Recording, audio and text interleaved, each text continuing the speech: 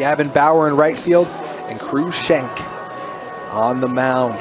For Mountain Ridge at the bats, Austin Goodrich, the left fielder, will be the leadoff hitter, followed by Stockton Folks, who will bat second. Jackson Reiser batting third. Easton Gunn, the cleanup hitter. Luke Nelson will bat in the fifth spot, with Remington Edwards following him.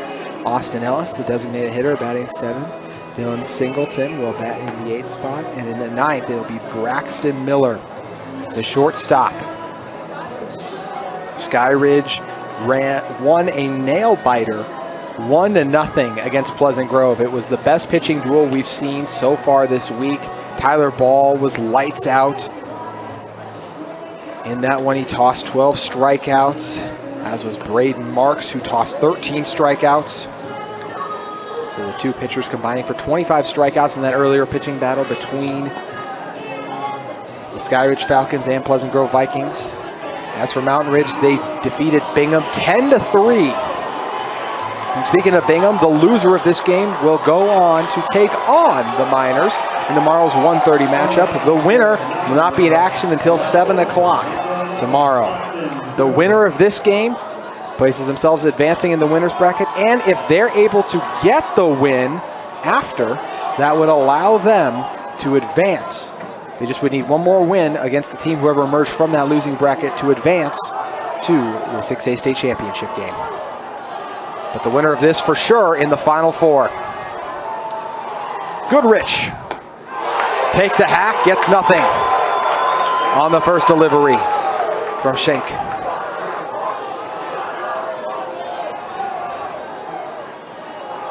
Falcons 20-5 on the season. The Sentinels 19-7. Low delivery for ball one. Maybe a late start here. It's 9:35. We're just getting underway, but a good crowd on hands for both the Falcons and Sentinels, who traveled out well to support their squads. 2-1 the count. Goodrich in yesterday's game for the Sentinels against Bingham walked in his first plate appearance, then launched a ball into left field to bring in a run. Struck out in his third plate appearance, and then in his last at-bat, grounded out to second. The count shifts to 2-2 off that strike delivery. Mountain Ridge led by head coach Brock Whitney in his fourth year with the squad since the school's inception. 45 career wins, 37 losses. As for Ryan Roberts, 7 years, 117 wins, and 57 losses. This one figures to be a good one between the two highest seeded teams remaining in our tournament. And right off the bat, we reach full count. Goodrich able to walk over to first.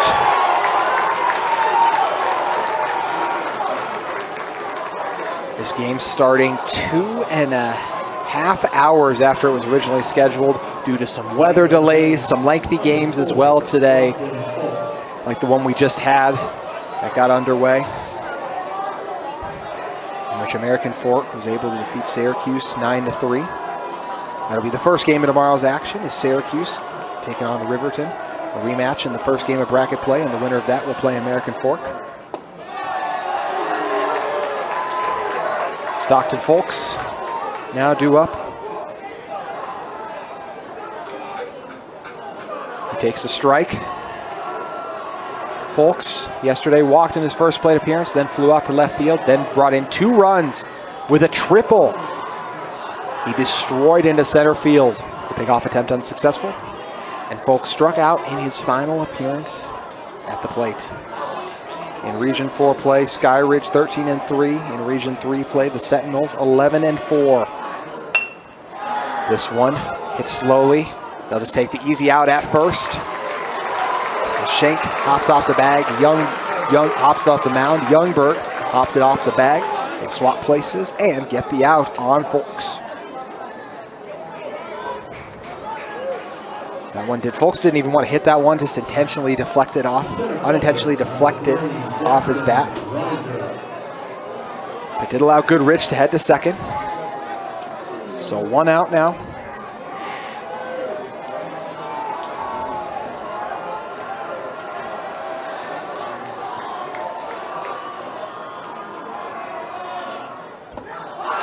Reiser takes a swing and a miss.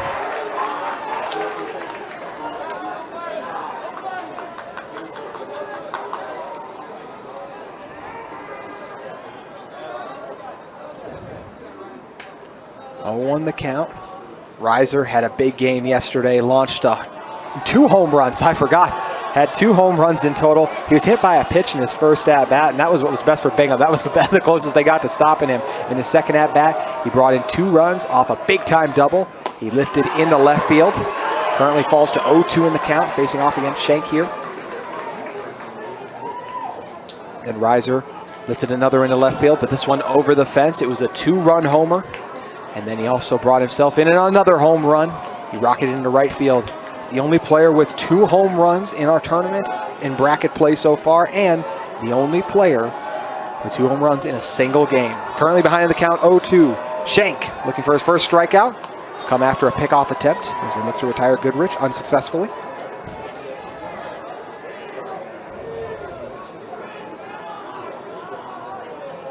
Appreciate all of you for joining us here at Utah Valley University, UCCU Ballpark, home for the 2023 6A Baseball State Championship Tournament.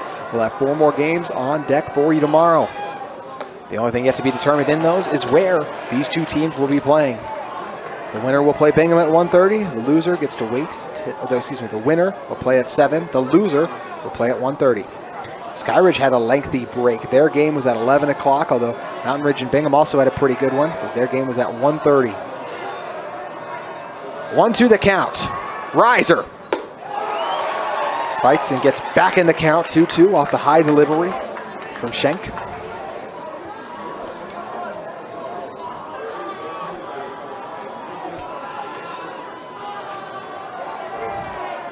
Mentioned Schenk has a tough act to follow with how strong ball was. Falcons went 8 innings, not allowing any runs yesterday. Goodrich at second. Riser, 2-2 in the count. Riser has to dock backwards to avoid that one. Full count. The 3rd time we've reached that mark in just 3 batters faced so far.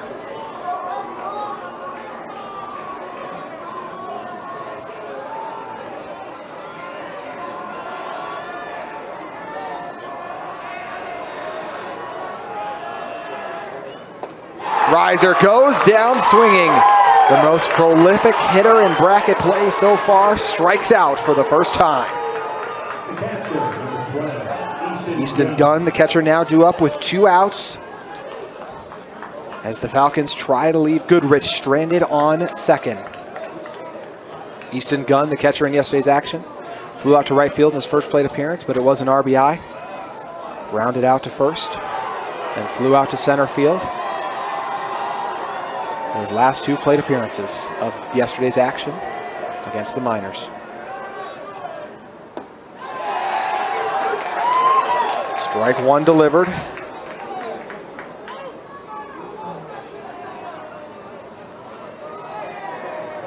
Oh, 0-1 the count.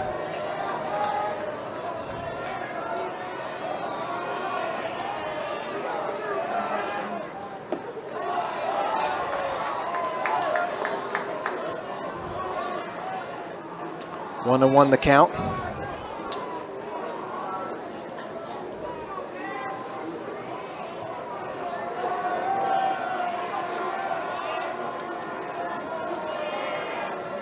Shank outside on the delivery, allowing Gunn to pull in the head in the count, 2-1.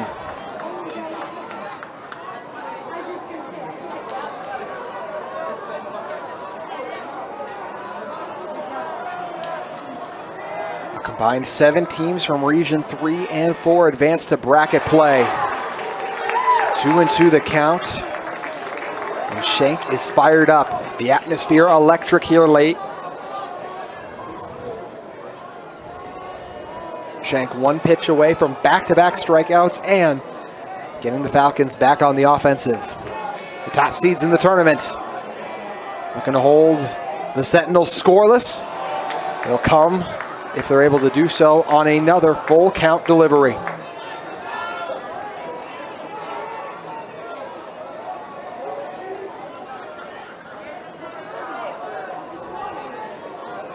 Gunn awaiting the delivery. Shank looking for back-to-back full count Ks. He's done it. Gunn thought he was going to be walking to first. Instead, he's retired via the strikeout. What a start for Shank and the Falcons defense as they leave Goodrich stranded on second. We move into the bottom of the first. Falcons looking to score. Falcons up to bat. The Sentinels taking the field. Their defensive lineup goes as follows. Easton Gunn at the catcher spot. Dylan Singleton at first. Nelson at second. Stockton Foles over on third. Miller at short. Austin Goodrich in left field. Jackson Reiser in center field. And Remington Edwards in right field with Taj Henry on the mound.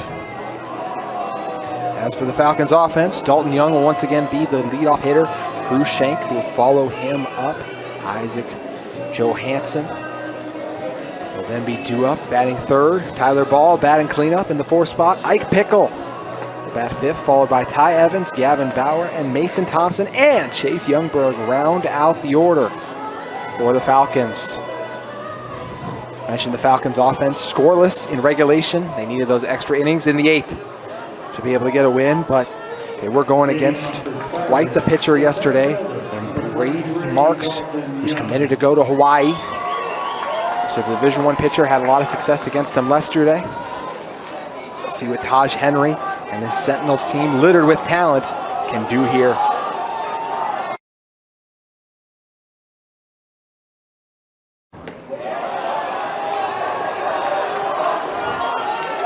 The Falcons and Sentinels, both dugouts very much into the game.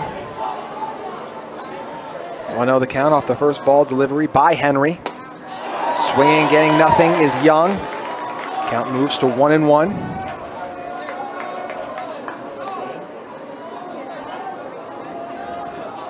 Ryan Roberts leads the Falcons, 7 years, 117 wins, 57 career losses.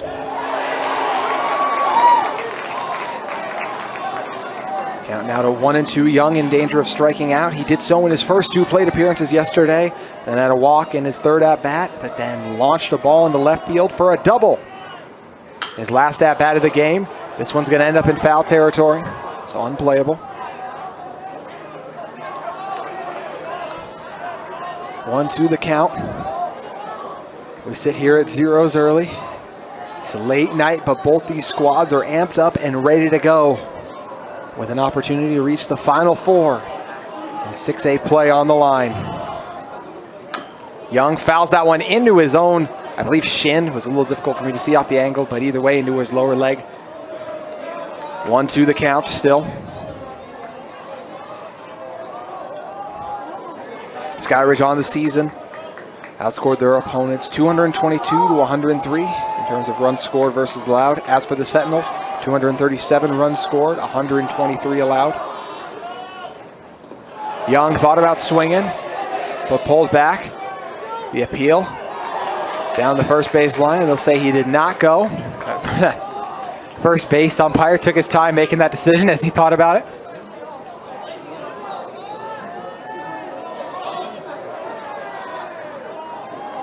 Young 2-2 in the count. Henry. And it's another one that ends up hitting the foot of Young. I can tell he's in a little bit of pain as he gets out some of his frustration that he's now hit himself twice with a ball he's fouled off. Count remains at 2-2.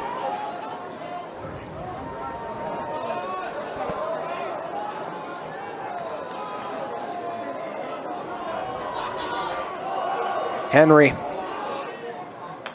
And another's fouled off by Young, doing everything he can to protect home plate. Trying to be the first Falcon to reach base.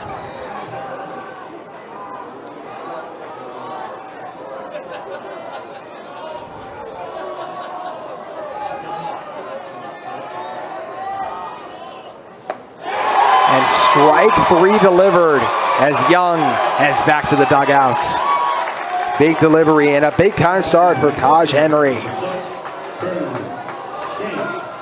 Cruz Shank now due up. The pitcher had us off to a strong start of his own on the defensive end. We'll see how it translates to offense here in a moment. Shank allows the slightly outside ball to pass him.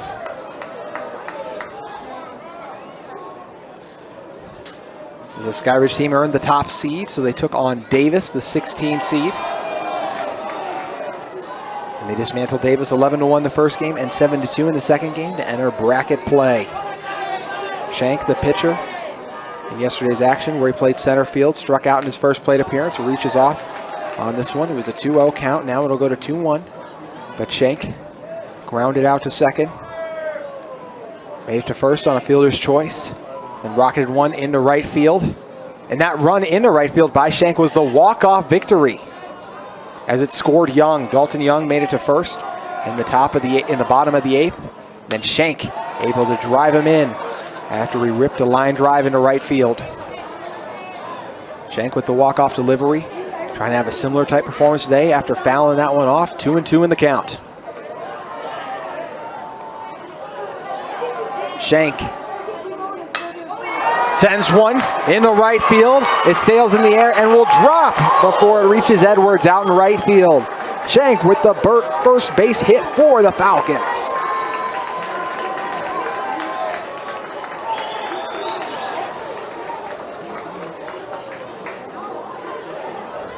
Isaac Johansson now due up. Johansson in yesterday's action struck out in his first plate appearance, flew out to left field in the second, and failed to reach base in his third as well. First base hit of the day for either side.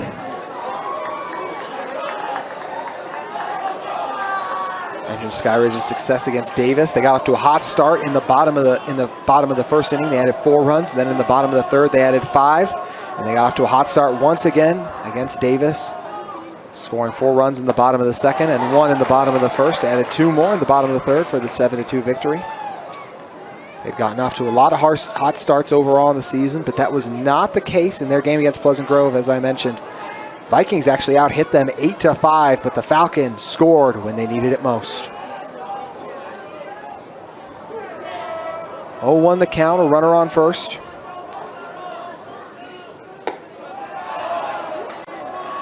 Count goes to 1-1.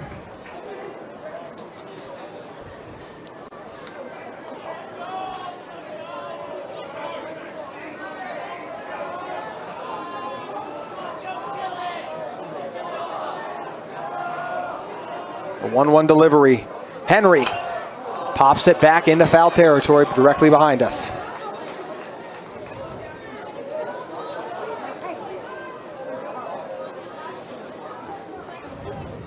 This is the Sentinels team that earned a first-round bye in the 5th seed. They awaited the winner of the Layton-Kearns series. Layton took care of business against Kearns. Mountain Ridge had the highest scoring postseason game we've seen so far, in which they scored 23 runs against the Lancers, then beat them 13-3 in the following game to place themselves against Bingham in yesterday's action. Count moves to 2-2 off the ball on the foul.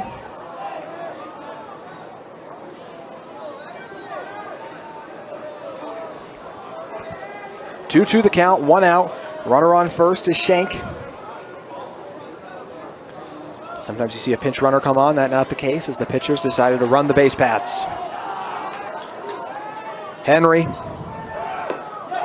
Johansson, the high delivery, and they're able to get the tag out. So back-to-back outs. Wow, striking out was Isaac Johansson, and then the put out from behind home plate, able to pick him off successfully on second as Shank is retired. We're on to the second, scoreless after 1 on KSL Sports Review.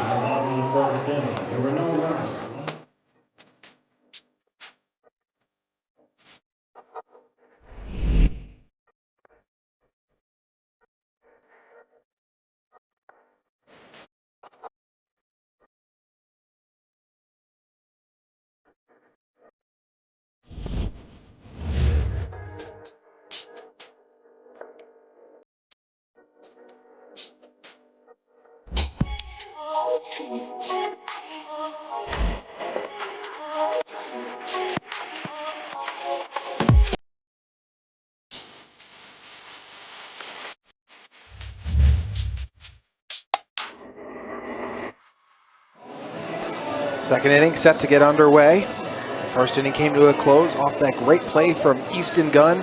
After Henry delivered the strikeout, Gunn wasn't caught sleeping and rifled it over to Nelson, who came over to cover second.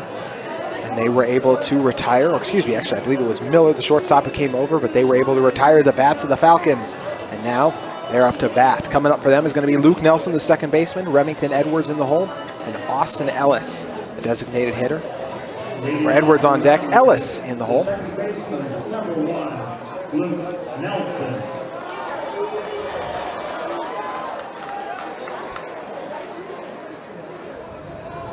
Nelson in yesterday's action walked in his first plate appearance, then flew out into right field. Also had a walk in his third at bat, and then flew out to center field in his final bout in the batter's box of yesterday's action against the Miners. He fouls off the first pitch. Mentioned those 23 runs scored off 15 hits in total by Mountain Ridge. They added just one run in the bottom of the first against Layton. Added 7 in the bottom of the second, and then the explosion, 14 runs in the bottom of the third. It would just take one more run in the top of the fourth to be added to then equal the 5-run mercy rule of 10 or more, 23-7. And they'd reach that same mark in the second game against the Lancers, as they scored 3 runs in the bottom of the first, 6 in the bottom of the fourth, and 4 in the bottom of the fifth. This one fouled off, unplayable. 0-2 the count, no outs.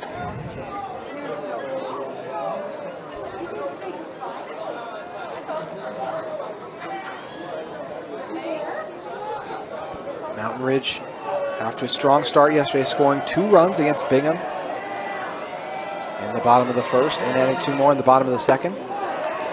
Trying to avoid going scoreless here. Shank delivers the first ball of the at-bat.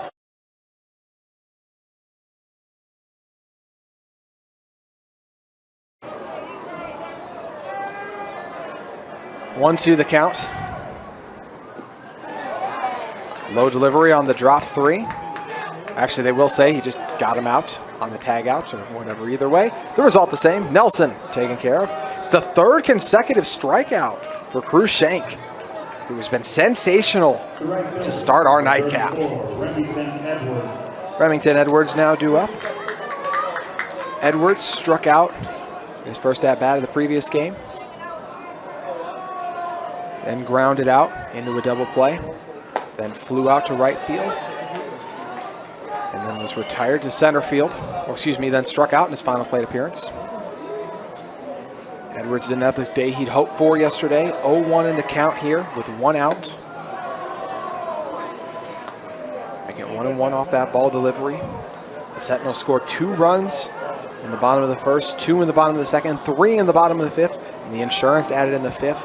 1 more. Bingham would score 2 runs in the top of the fourth and 1 in the top of the fifth with a 10-3 differential. 9 hits to 7. Sentinels out hit the Miners. As I mentioned too, our tournament's been filled with upsets. So Skyridge, the top seed, still left standing, but they are the only one in the top 4, making the Sentinels the other highest remaining seed. 1-2 the count. Shank gets another to bite. Edwards goes down swinging, the 4th consecutive strikeout. One of the largest streaks we've seen. In fact, only followed up by what we saw from Marks so far yesterday, as Marks was able to retire the first 6 batters in the order for the Falcons in his incredible performance. 2 outs now. Shank looking to make it 5 consecutive strikeouts, as he now faces off against Austin Ellis, the designated hitter yesterday. Had a walk in his first at-bat, then lifted with double into left field in his second plate appearance. Struck out in the third, and then flew out to right field in the final at-bat of his first game at bracket play. 1-0 the count here.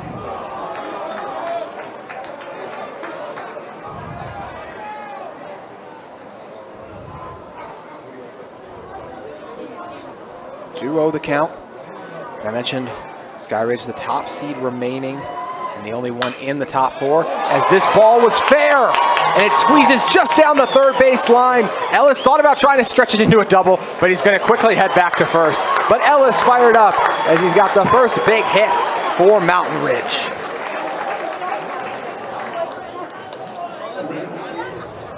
2 outs in the inning, but Ellis on base. After that one, just squeezed past third base and stayed in bounds.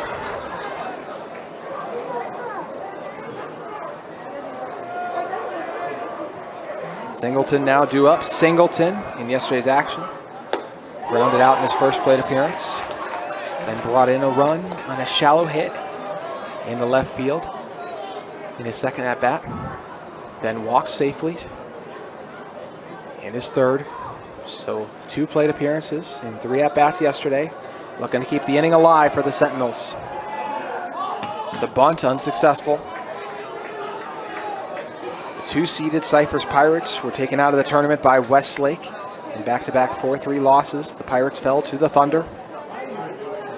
Then we had Fremont taken out by Syracuse. Fremont won the first game 9-0, but Syracuse would win the second 2-1 and then capture the third 6-2 to vanquish the Silver Wolves. And the 4th-seeded Copper Hills Grizzly taken out by Region 3 foe, the Bingham Miners, in back-to-back 5-3 bouts, which Bingham was victorious. 1-2 the difference here. Ellis on first. First base hit of the day given up by Shank. Broke his streak of 4 consecutive strikeouts, but he's ahead in the count here and gets his 5th right on cue. Singleton goes down swinging, and Shank continues to be strong on the mound. We'll see if the Falcons have the same success on the offensive attack when we return to UCCU Ballpark.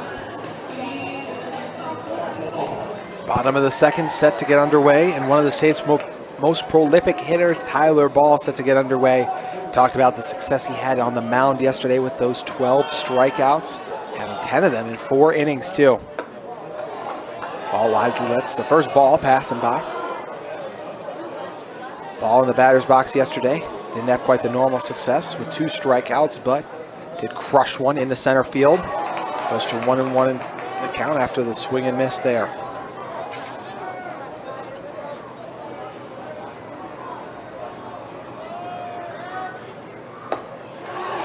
Ball swings and misses another. Count now 1-2.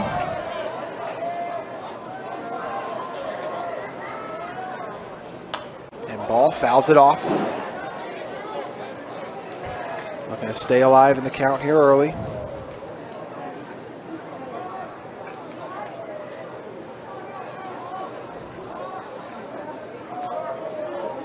Henry forces Ball to foul, yet another off.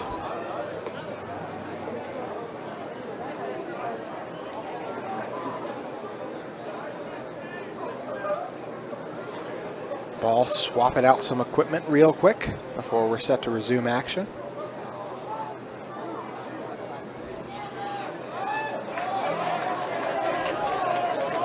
One and two the count. Henry in search of his 2nd consecutive strikeout and his 3rd overall in the game. High delivery that time will bring the count to 2-2. Just over 30 minutes into this one. It's still knotted at 0. Full count reached after back-to-back balls delivered to Tyler Ball.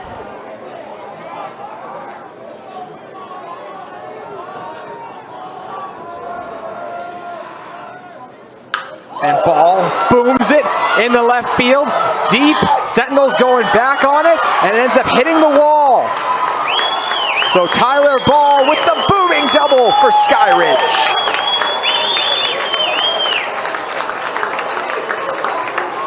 Big time blast from Ball. Gives the Falcons some offensive momentum. No outs and a runner on second. Ike Pickle now due up. In the action yesterday versus Pleasant Grove, Pickle struck out in his first 2 appearances and then was able to walk in his 3rd at-bat. See another hit here. This one soars and it'll drop into shallow right field. They're holding Ball up at third, As Pickle and Ball with back-to-back base hits. Bats are hot for the Falcons.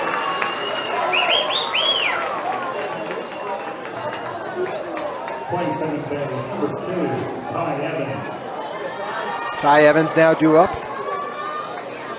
Pickle with his first hit of the tournament, and Ball with his second double, a bracket play.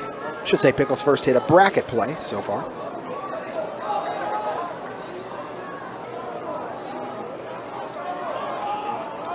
Ty Evans now due up. Evans struck out in his first plate appearance. Failed to reach base in his second.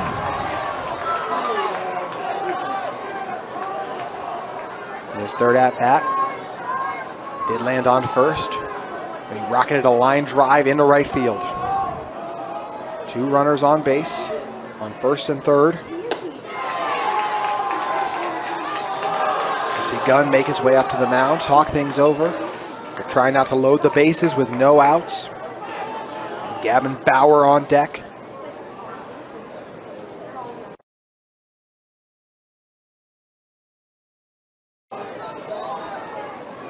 (2-0) the count.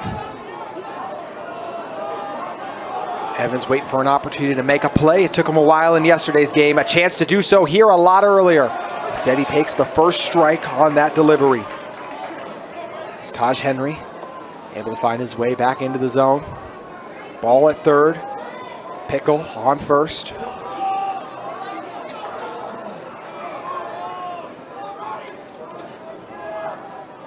Evans fouls it off. Back to the right. 2-2 the count. In the bottom of the second here.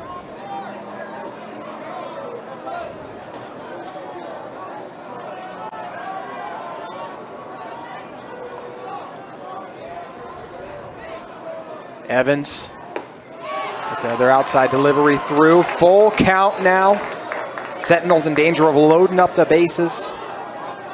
Evans looking to reach first or bring in the first run of the day with Ball awaiting an opportunity as he's chilling on third at the moment.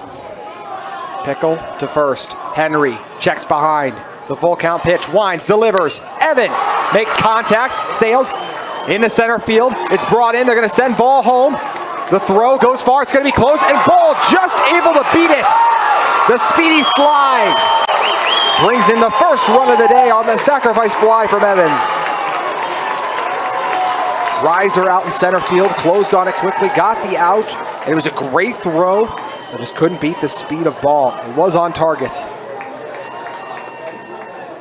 So the first run of the day comes in via Tyler Ball. Skyridge up to 3 hits now in this one. 1 out. And the 1-0 advantage for the Falcons early. In that action, Pickle was forced to stay on first.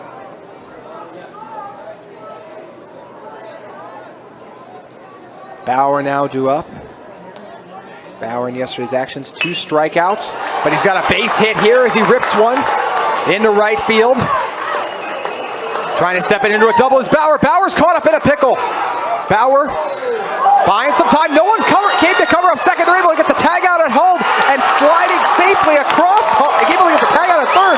Sliding safely across home is Pickle. Calamity ensuing at UCCU Ballpark, and it's a 2-0 Falcons advantage.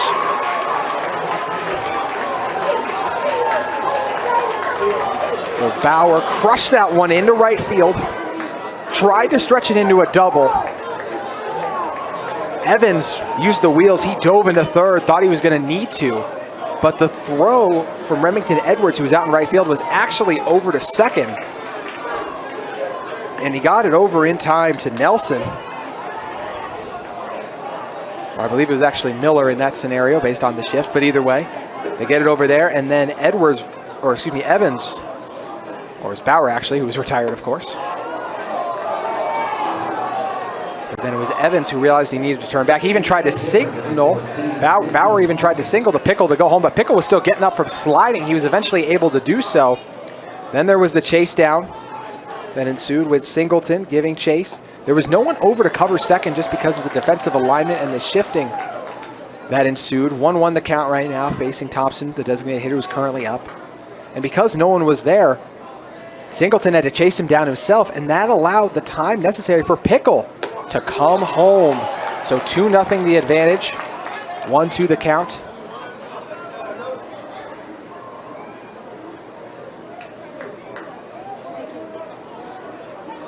Well, actually just 1-1, I'll check that. So 1-1 the count here. Facing Thompson, the DH.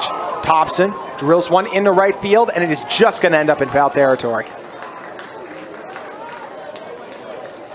The designated hitter looking to keep what's been an extremely productive inning going. No runners on base currently. 1-2 the count.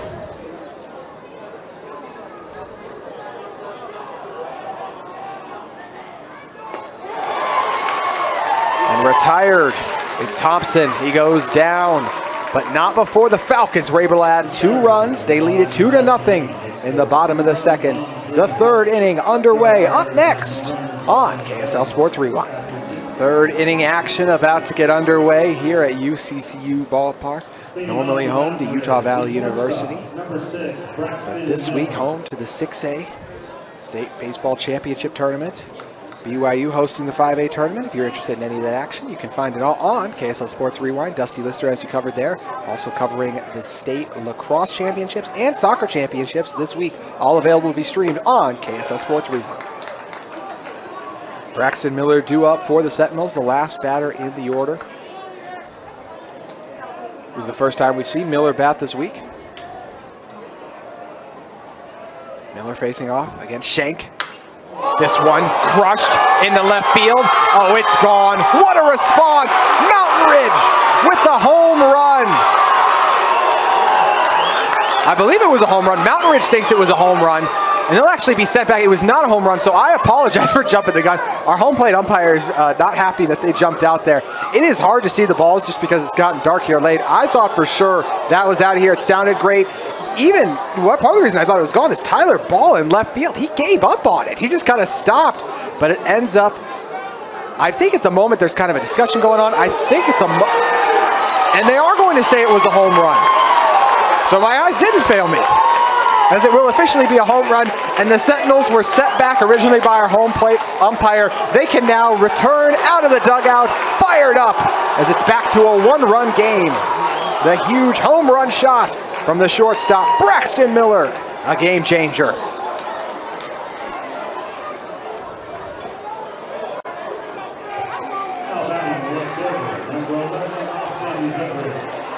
For Miller, that was his second home run of the season and came at a great time there. They're going to come together and talk about this one.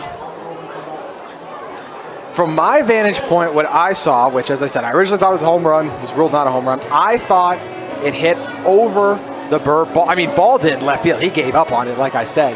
So I thought it landed over the Burr and then somehow bounced back.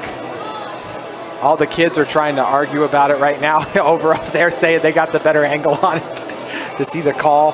So lots of discussion going on about whether it ended up getting stuck right behind that yellow fence you see out in the outfield, got over the fence, or ended up right in front of it, which I do believe that would be a ground rule double given this scenario. Or either way, at the moment it's a home run. We're waiting on the confirmation. It's been a great game so far. It's our 8th game of bracket play.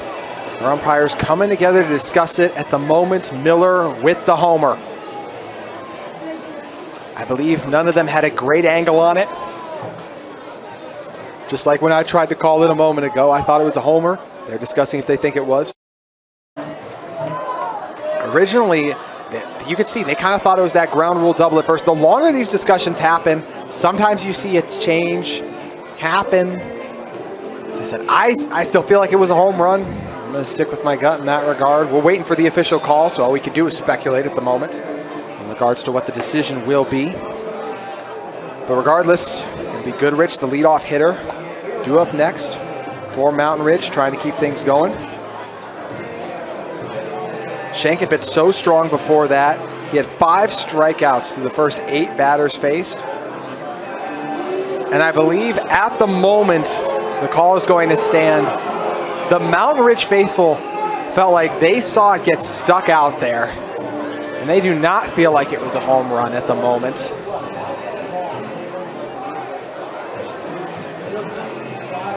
Miller with the homer at the moment, and discussion ensuing.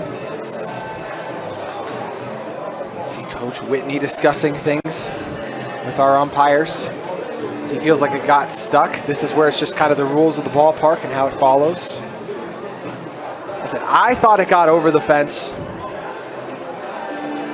Ball thought it was gone. Then they scrambled to pick it up eventually, because maybe it did just land in front of.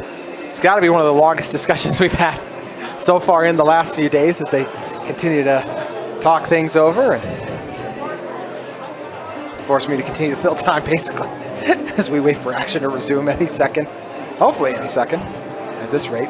Falcons already up to 4 hits in this one. Mountain Ridge just blasted their second and scored their first run of the game. I believe the call is going to stand, I'll say now, because it doesn't look like that Coach Whitney is going to get his way.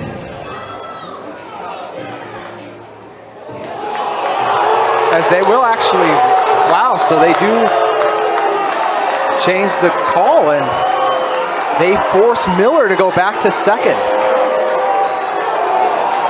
What a tough break for the Sentinels.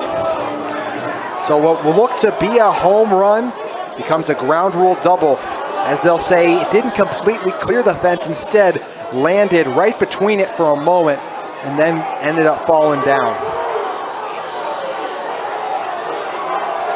Sentinels fans fired up, and not in a good way. As for the Skyridge faithful, they're happy about the decision. They were pretty adamant about it, that had gotten stuck. So unfortunately, take the run off the board for the Mountain Ridge Sentinels. 2-0 the difference here. 1-1 the count. Goodrich up to bat for the second time. He walked the last time we saw him, reaching full count in his bout with Shank.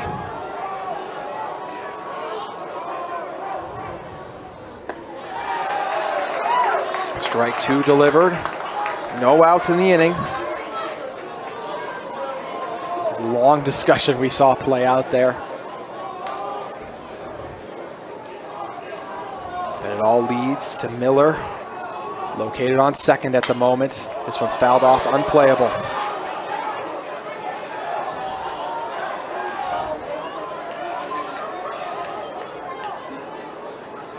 Goodrich on the season, 11 runs brought in, 9 doubles, 1 triple, and a homer in 26 games on the season. 1-2 in the count currently, no outs in the inning. Goodrich, Folks, and Reiser, the top of the order, all due up for Mountain Ridge. A tying run at home plate. The run to pull within 1. Was a homer for a moment, then not a homer, then a homer again, then officially not a homer. That being Miller, seated on second.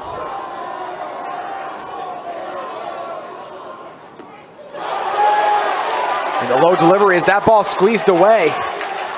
And it really got away, actually, as Miller able to easily head over to third. Count now to 2-2. Shank so sharp through the first couple innings. Now looking to relocate the magic he had.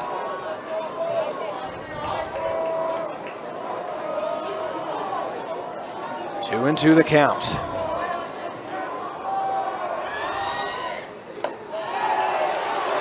Outside delivery brings us to full count once again. It's the second straight time that Goodrich has gotten a full count in just 2 at-bats.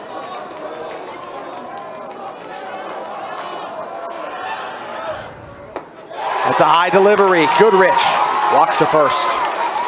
The second time he's been able to reach base via the walk today. Still no outs in the inning. That'll bring up Stockton Folks. Folks on the season, 16 runs brought in, 5 doubles, and a triple.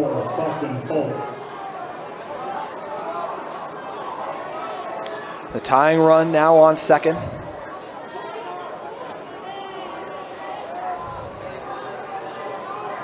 Folks. So you see going for second, and they're going to make the throw. They get the tag out successfully. And Goodrich decided not to go for it. At the moment, it appears like we're going to see more discussion. It's Brock Whitney not pleased with that call. Thought he saw something differently. But either way, Goodrich caught stealing. He's retired.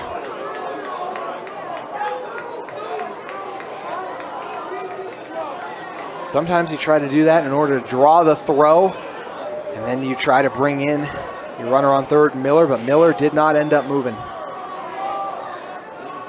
0-1 the count, runner on base, 1 out now in the inning.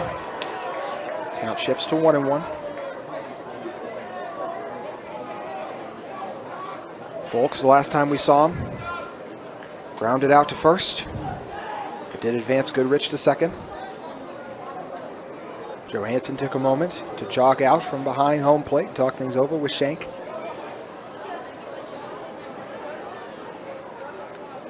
One and one the count.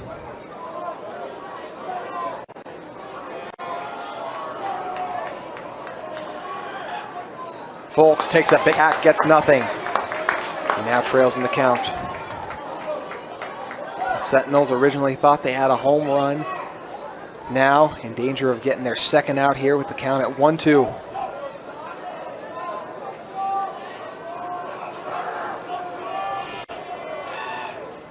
Folks hits a line drive that bounces off the turf, and they're able to get it over to first in time in order to retire Folks, but it's a sacrifice single as it ends up bringing in Miller. Took a little longer than they had expected, but either way, they now trail by just 1. Miller fielded cleanly over on short. Now 2 outs in the inning. 2-1 the score. Jackson Reiser due up. Mentioned Reiser blasting those home runs yesterday. Struck out in his first appearance in this game at 2 home plates. Reiser lifts this one straight up in the air. Called for. And a miscommunication for a moment. That lands it fair. Reiser has to dive in safely to second, and he just makes it. Wow! Some good luck in the favor of Mountain Ridge that time. Total confusion. You could kind of see Shank was originally calling for it, then Pickle called for it. Then they both looked at each other, which is never a good sign when you're going to have a ball dropping in. It just ends up in fair territory in the third base area, and Reiser able to make it safely to base off the miscue. It's originally going to be a single, but using his speed, he stretched it into a double. Reiser's brought in 27 runs on the season. It's by far the most on the team. Wasn't able to add any there. Also, it's 5 home runs, by far the most of any Sentinel. He's got 5 doubles. And a 2-2 overall.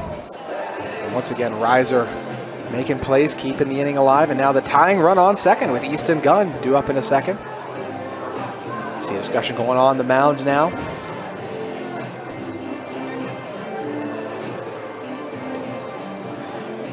Skyridge. It's been hit a couple times now. 3 overall, most of those coming, 2 of those I should say, coming in the top of the third. 2-1 the score, 2 outs. The Falcons just 1 out away from capturing it. Shank and Pickle's miscue could prove costly if they aren't able to get an out here. Bring up Easton Gunn for the second time today.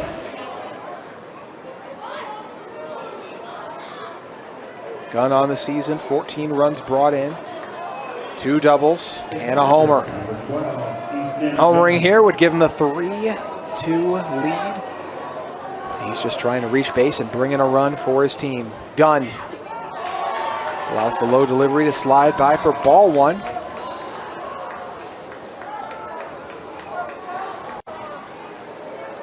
One-0 the count.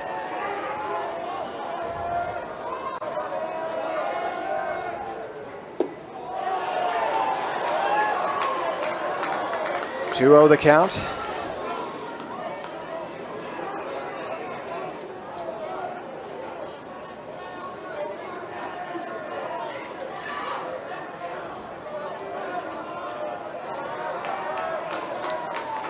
Gunn takes a second to step off and reset.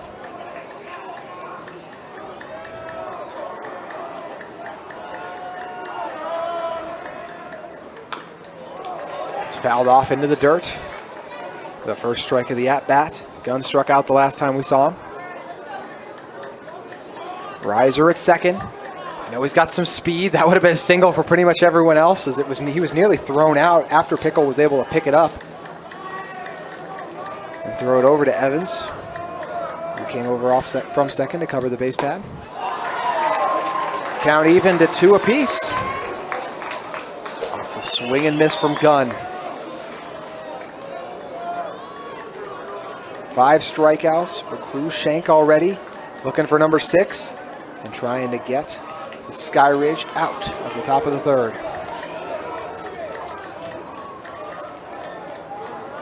Gunn calls for a late time last second. 2 balls, 2 strikes, 2 outs, and Reiser on second with the delivery coming from Shank momentarily.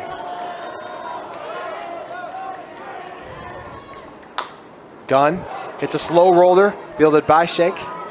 He runs with him for a moment before getting it over with the underhand toss over to Youngberg on first to end the inning, but not before the Sentinels were able to pull within 1 run. Skyridge looking to extend the lead. Bottom of the third, set to get underway.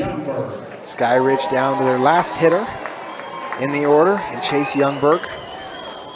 Youngberg in action in yesterday's game. Rocketed one into right field for a base hit, then grounded out to first. And then was retired on the strikeout.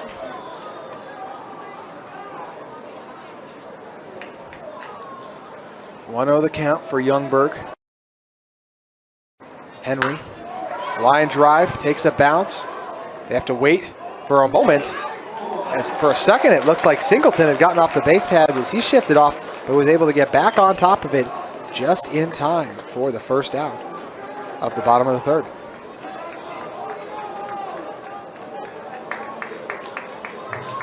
So Youngberg retired. Will bring up Dalton Young for the second time. He struck out the last time we saw him. For Young on the season, 18 runs brought in, 10 doubles, 3 triples, and 3 home runs. Falls behind the count, 0-1.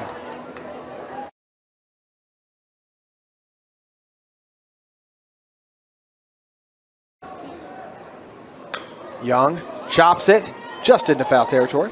So the count now 0-2. Sentinels looking to make quick work of the Falcons and return to the batter's box themselves.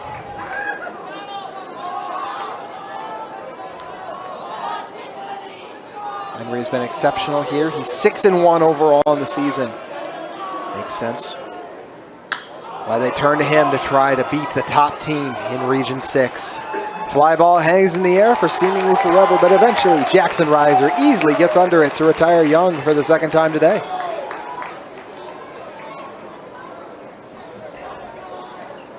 Cruz Shank now due up. Last time we saw him, he reached base after smashing one into right field.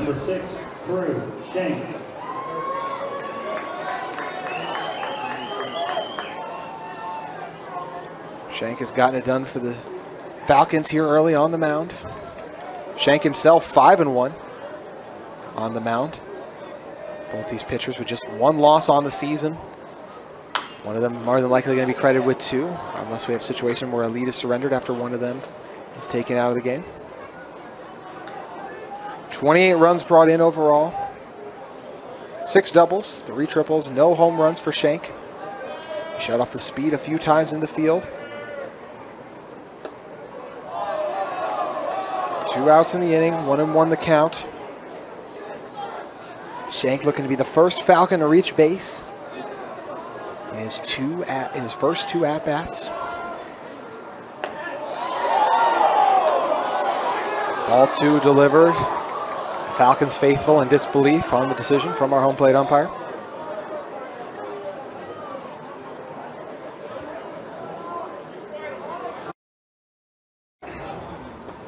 Swinging and missing is Shank. Count to 2-2. Henry, 1 delivery away from his 4th K and getting his team out of the 3rd inning. Shank chops it high. Closing on it is Henry. It hangs in the air for a while, but Henry's still able to make a play on it and get it over to Singleton on first to get Mountain Ridge out of it. 3 innings in the book A 2-1 advantage for the Falcons over the Sentinels. Off KSL Sports Rewind. No hits, no errors, and no runs.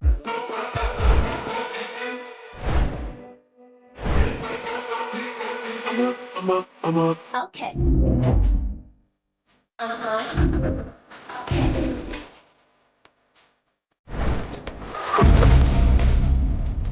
Okay.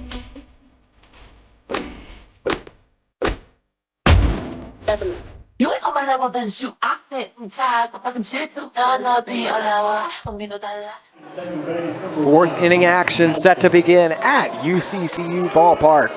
It'll be Nelson, Edwards, and Ellis all due up to bat as the Sentinels still trail the Falcons by 1. The first and the 5th seed, the 2 highest remaining seeds in our tournament. This one's fouled back into the net. Last time we saw Nelson, he struck out.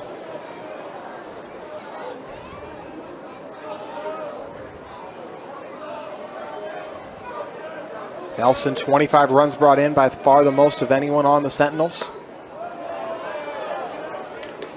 6 doubles, 3 triples, and 2 home runs. He's currently 1-1 in the count.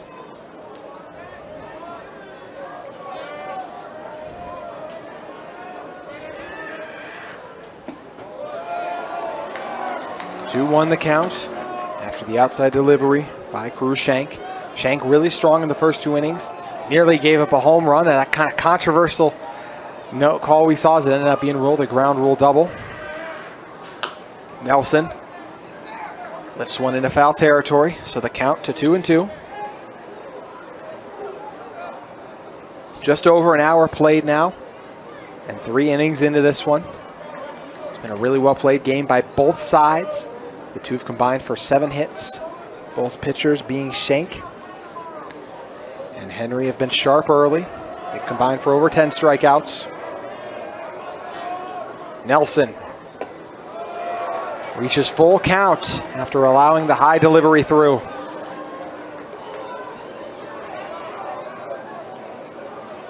Nelson struck out in his first plate appearance. He was part of a string of 4 straight strikeouts acquired by Shank. This one ripped into foul territory.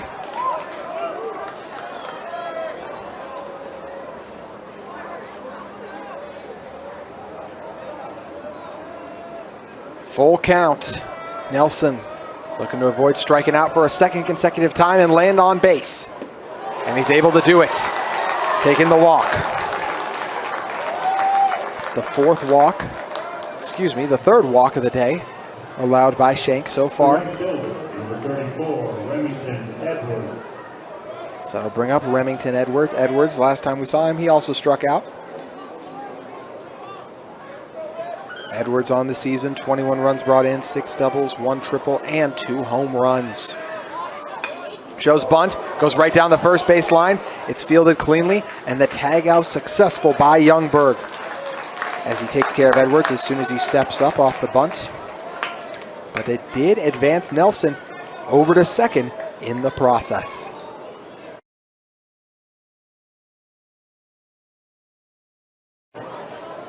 Austin Ellis now due up.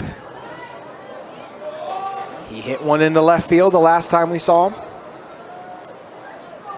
Runner on 2nd now, 1 out.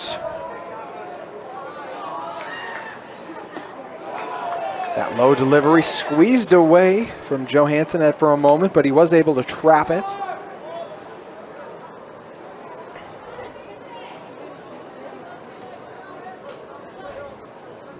Ellis on the season, 25 runs brought in. So I misspoke earlier. I thought Nelson's 25 runs brought in were the most, but he's actually tied with Ellis. 11 doubles, 0 triples, and a home run. 2-0 the count off another ball delivery, the 2nd consecutive one.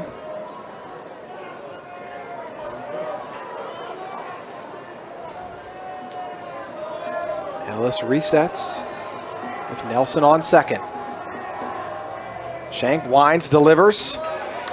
Dead center for strike 1.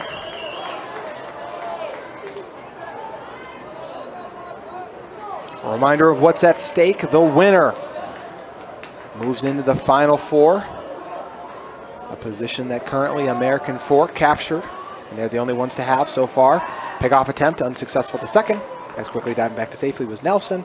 And the loser in this one goes on to take on Bingham at 1:30 tomorrow. So the winner advances, the loser down to their final hope of the season. 2-1 the count. Outside delivery, but once again doing a good job trapping it is Johansson. That's 3 straight balls delivered. Both pitchers have been sharp early on. Ellis looking to walk to first. Johansson looking to get back in the count.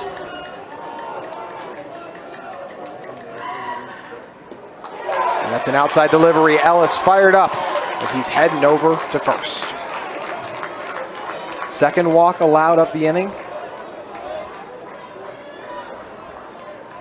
That'll bring up Dylan Singleton for the second time. Last time we saw him, he struck out. He was the last strikeout had by Shank.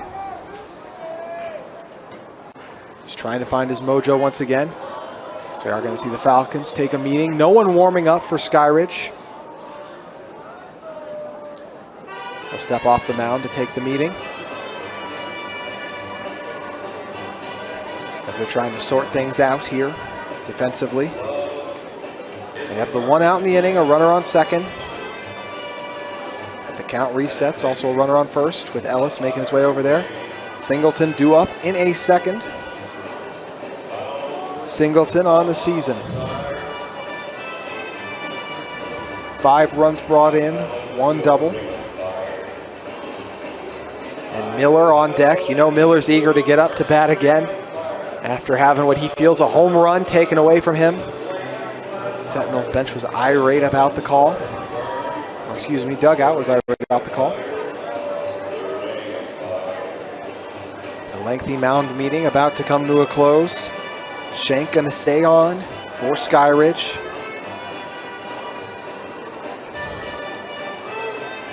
Falcons show sharp defensively so far, have given up 3 hits, but just the 1 run in the top of the third. 2 runners on, 1 out here. Singleton up now.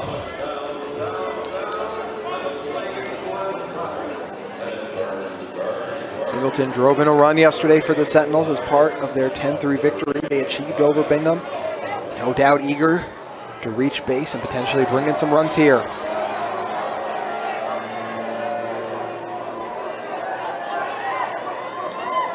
Check second, delivers. Low ball 1.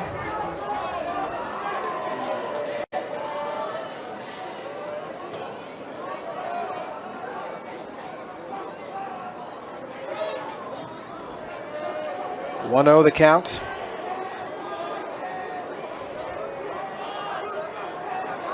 Singleton takes a hack, gets nothing.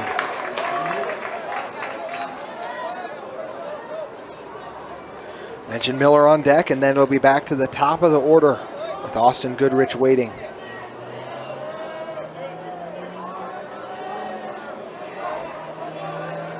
The 1-1 delivery. Shank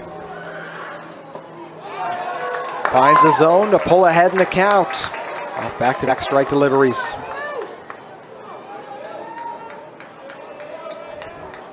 Shank looking for his first K in his last 9 batters faced.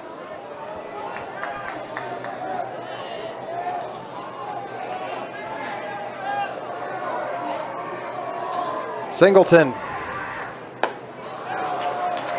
able to even the count at 2 after letting the outside pitch pass. A reminder, we'll be back up here tomorrow with 4 games. We'll kick it off with Syracuse and Riverton. Our first elimination game, and our second will feature a Bingham and the loser of this contest. 2-2 the count. Singleton goes down swinging. 2 outs now in the inning.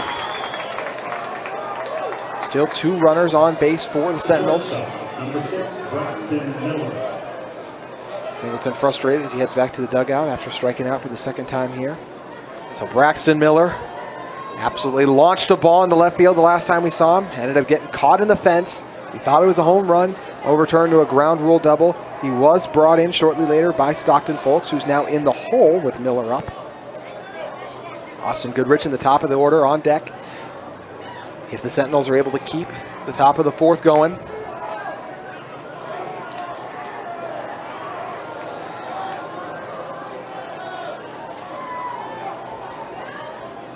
Miller waits the delivery from Schenk. Outside delivery, near pickoff attempt. It squeezed just off the glove of Youngberg, who tried to close on it quickly. But Ellis safe on first.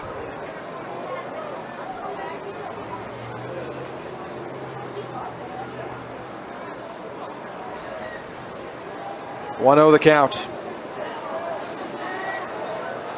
Miller allows another low ball to pass. Rushek trying to regain his composure as rain begins to come down, and coming down pretty heavily now. The wind whipping in the outfield. We had a couple of rain delays earlier. Swing and a miss there by Miller. Count goes to 2-1. The elements pouring in with 2 outs here in the top of the fourth.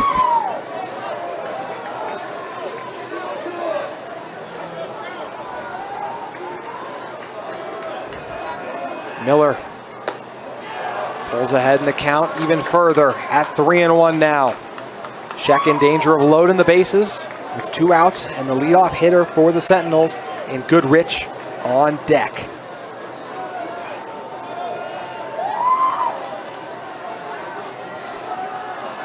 Miller allows the strike through, full count delivery. Due up. It's a showdown between Miller and Sheck in the rain. Miller got the better of him last time, although it could have been worse, as it was a ground rule double and not a homer. Who will come out on top this time? Schenk, the delivery. Miller on the drop 3, it's collected. They'll take a second just to make sure the throw is accurate, and the throw squeezes through. The Sentinels able to score on the drop 3 strikeout. Wow, what a turn of events. Full count, Miller goes down swinging, but it was dropped. Johansson took a second to gather it, and by the time he made the throw over to first, it just squeezed through the glove of Youngberg. So complete chaos has led to a tie game here. And amidst all that too, Ellis able to make it over to third as he was flying on the contact. So that'll bring up Goodrich, who's walked in his 2 previous plate appearances.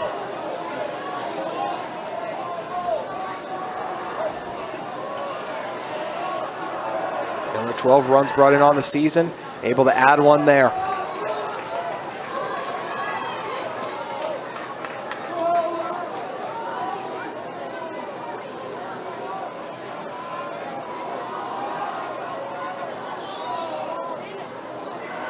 Oh, 0-1 the count. This one's fouled off to make it 0-2. Schenk trying to retire Goodrich for the first time today. Sentinels looking to take the lead. They got Ellis on third.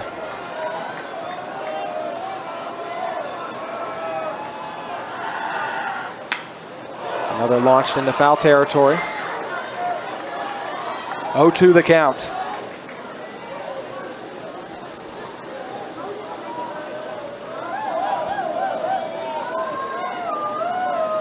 Miller at first. Goodrich trying to bring in a run and keep the inning alive.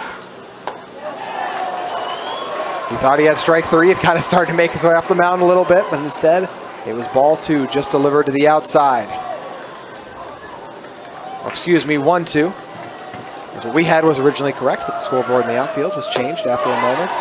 Now it's 2-2 on the high delivery. So people in the scoreboard just one ahead of us, basically. No one was coming up. Top of the fourth could be coming to a close on this delivery, or the Sentinels could be taking a lead, or loading the bases. A lot of options for Goodrich. He fouls another off as it continues to pour here.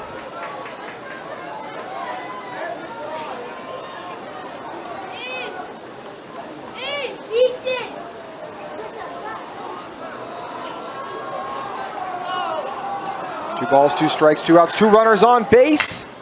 And a grounder that's fielded cleanly at second. The throw is secure as Youngberg steps on first after Evans got it over to him. So Goodrich is retired. He leaves 2 stranded on base, but the Sentinels scored runs in the top of the 3rd and 1 right there in the top of the 4th to tie this one at 2. Going into the bottom of the 4th at CCU Ballpark. Falcons and Sentinels now tied up. Isaac Johansson due up to bat for the 2nd time for the Falcons. Johansson, 12 runs brought in on the season.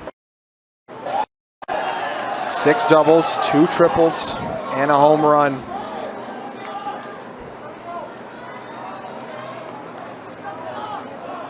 Johansson behind in the count, 1-0, fouls this one back to even it up at 1-1.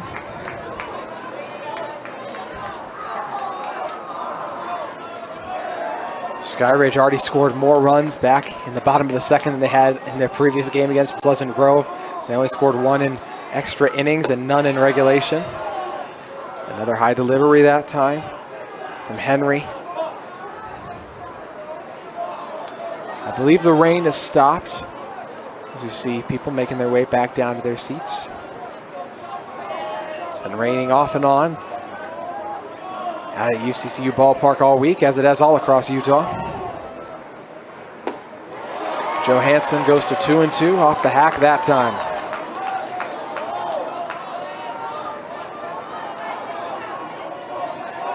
Falcons eager to retake the lead. Trailing 1-0 in the top of the 4th. Henry has had the hot hand on the mound. And on cue, gets another strikeout. His 4th of the game, as Tyler Ball is now due up. Last time we saw Ball, he launched one over to the left wall. And able to turn it into a double using the speed. Ball, 38 runs brought in, by far the most of anyone remaining in bracket play. 7 doubles, 4 triples, and 10 home runs.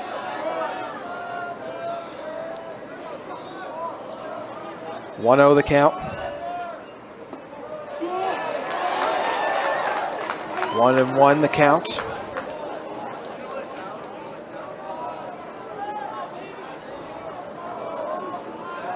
Ball. That's the first pitch. Or excuse me, that's another pitch, being a ball, pass through. Ball looking to break the tie and reach base. Fouls it back to even the count, had 2 apiece. Henry wasting no time delivering pitches. He's looking to get strikeouts for the first time in back-to-back batters faced, and it would be his 5th strikeout of the day.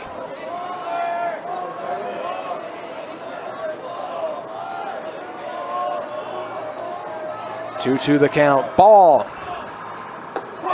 Strike 3. He goes down looking. 5 Ks on the day now for Henry. And Ike Pickle due up.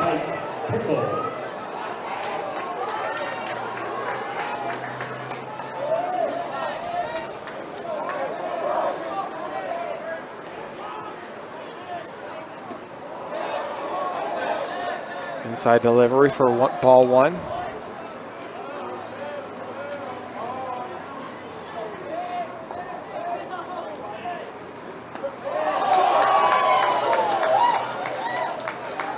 One and one the count. 2 outs now in the inning in our tie game. Pickle crushed one in the shallow center field the last time we saw him. Count goes to 2-1 now. Pickle, 29 runs brought in on the season, 8 doubles, 2 triples, and 3 homers. And it's now 2-2 in the count. Taj Henry looking for 3 straight strikeouts to close out the bottom of the 4th. And he's done it. Henry with a heck of a performance so far. Taking care of business against the Falcons. Mountain Ridge returns to the batter's box, looking to break the 2-2 tie we currently hold. We return on KSL Sports. Mountain Ridge has scored a run in 2 consecutive innings. Doing so here would allow them to take their first lead of the ball game. Stockton Folks, Jackson Reiser, and Easton Gunn all due up to face off against Bruchek.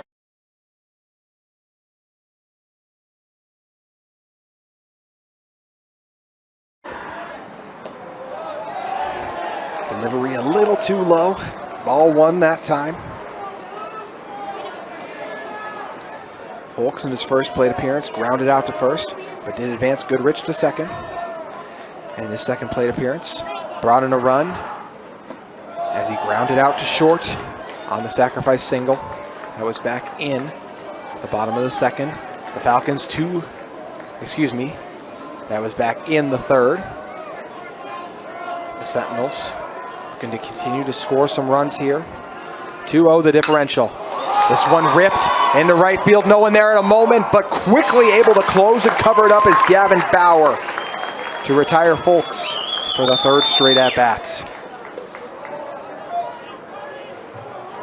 Jackson Reiser now due up. Reiser struck out in his first plate appearance, but then in his second at-bat had that high-flying ball that there was confusion between pick third and Sheck, who came off the mound to try to grab it, called it, and allowed Reiser to turn what would have been an easy out into a double as he reached second base. Reiser had those 2 home runs yesterday. One he launched and brought in a teammate too, so the 2-shot RBI into left field, and the other one he had as he rocketed it into right field. This one he lines in the left field, and it's right, it's fair. Wow, Reiser. Oh, it's a foot race over to second. It's going to be close. Reiser is safe. Wow. What a turn of events. Falcons fans irate over that decision. And it looks, the second place umpire had a better angle on it than anyone else. So my guess is that the tag must have missed. It looked good from my angle, but Reiser must have just been able to get a hand on the bag. Wow, what a throw from Tyler Ball over in left field, chasing that one down. He had a lot of room to cover up, and Reiser able to make it safely to second. And was nearly tagged out by Evans. So 1 out in the inning. That one deflected off. You could see it landed right on our white line on the third baseline. And that one squeezes away.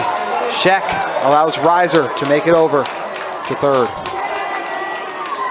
In the top of the 5th, the Sentinels looking to take their first lead of the game.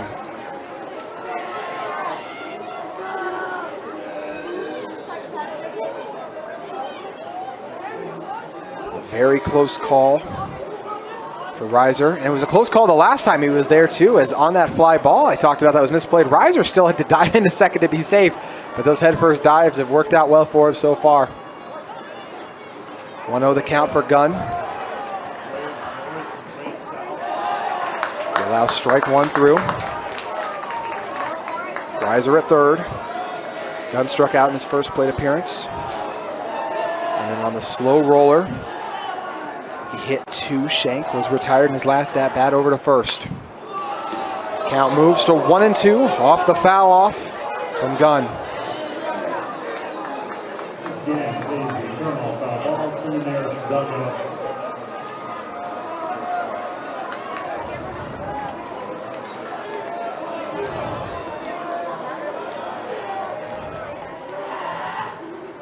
Onto the count, and the line drive grabbed out of the air by a diving Ty Evans on second.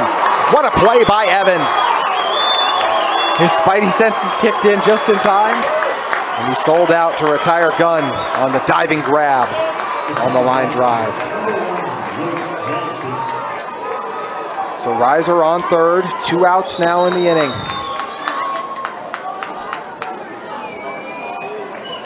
Johansson and Sheck walking things over. Neither side with anyone warming up in the bullpen. Both pitchers have been really strong overall. Nelson walked the last time we saw him, but before that he struck out. Had 2 walks in yesterday's game too, but 2 flyouts. Yet to get a base hit in bracket play.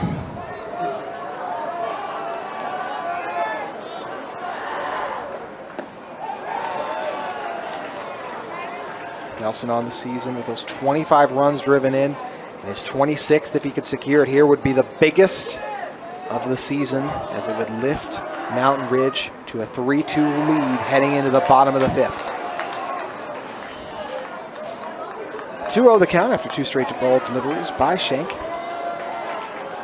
Mentioned no hits for Nelson, but he has been rewarded time and time again for his watchful eye. Hunting for his 4th walk of our tournament here. Good job sliding to trap that one by Max Johansson. 3-0 the count. Sheck's got some work to do to fight his way back into it.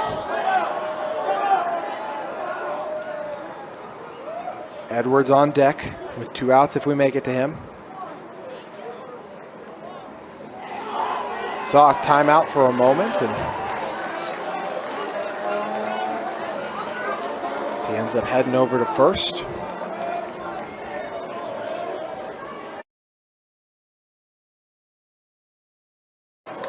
I thought it was the case, but just wanted to check and confirm. That was an intentional walk, so I guess they just felt like that was the best course of action. So runners on third and first now.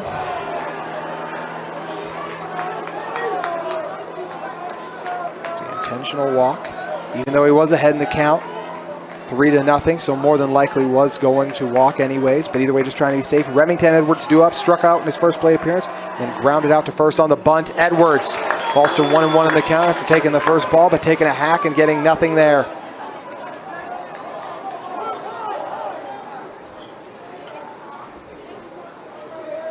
Edwards looking to make a huge play for the 5th-seeded Sentinels here, as they're trying to send Skyridge into the loser's bracket and secure their spot in the Final Four and potentially set themselves up for a great opportunity for a state championship. This is a Sentinels program that didn't exist 5 years ago, but in their 4th year here, they have an opportunity to advance to their first ever semifinals. 2-1 the count.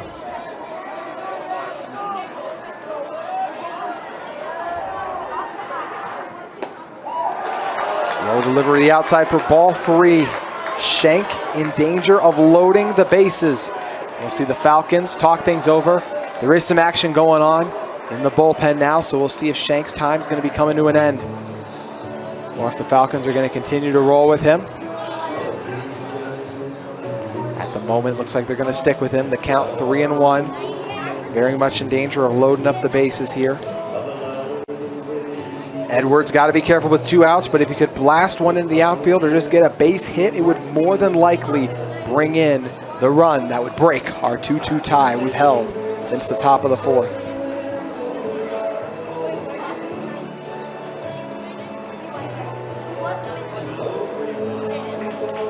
Next, looks like they will end up taking out Shank.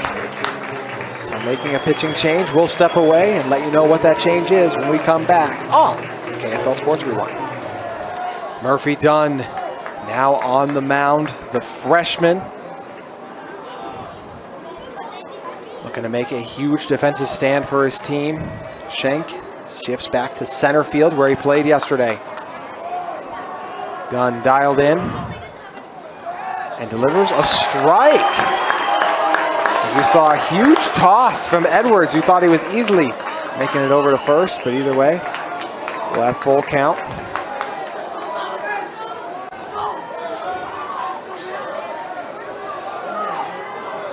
Riser at third, Nelson at first via the intentional walk. Dunn up to full count again after that one's fouled off. Edwards trying to keep his team in it. Dunn looking to keep this one tied.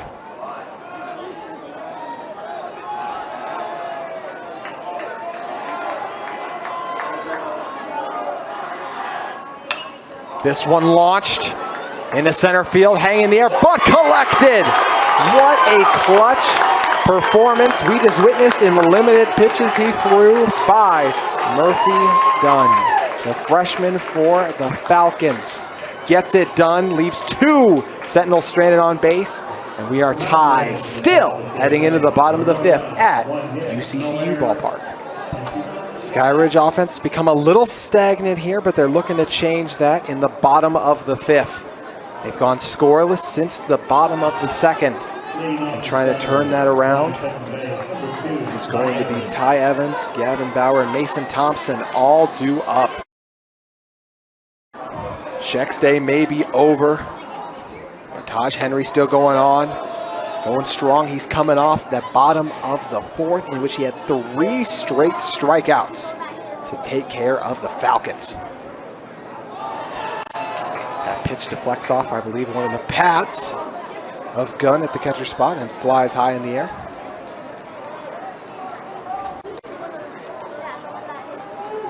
(2-0) the count.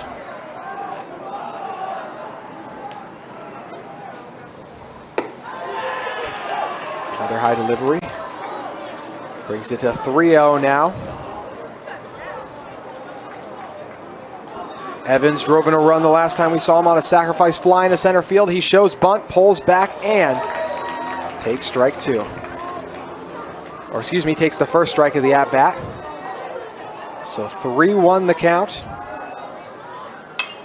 Evans fouls it off, so just like that, Henry able to fight his way back and now sits in a full count bout with Evans. Evans 14 runs brought in on the season, 5 doubles and a homer.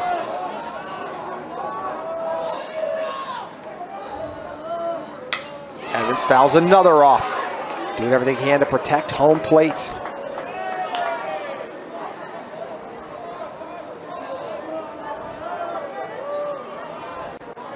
The full count delivery from Henry.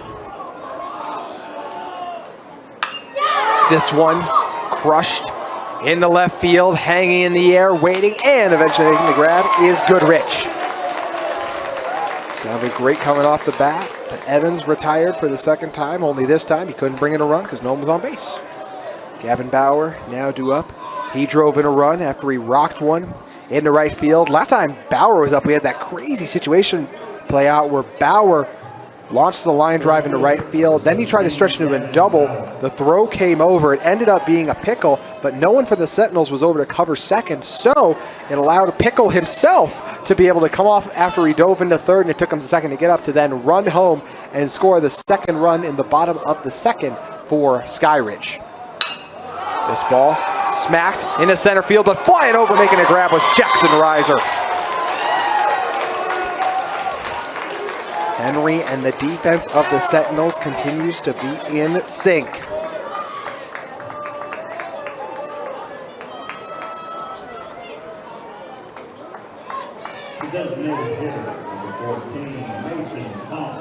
Mason Thompson now due up. Thompson in yesterday's action, 2 walks, and then was struck out on the drop 3 as he was retired. 2 outs now in the inning.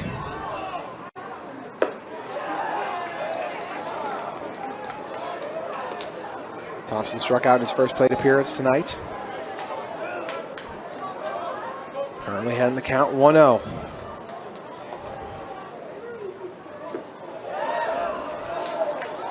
Count moves to 2-0 off the delivery there.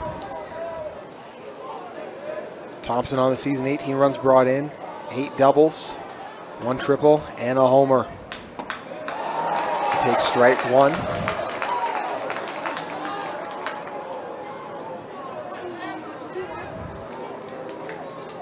Henry 2 strikes away or just 1 out from sending this one into the 6th. Thompson fouls it off, evening the count at 2.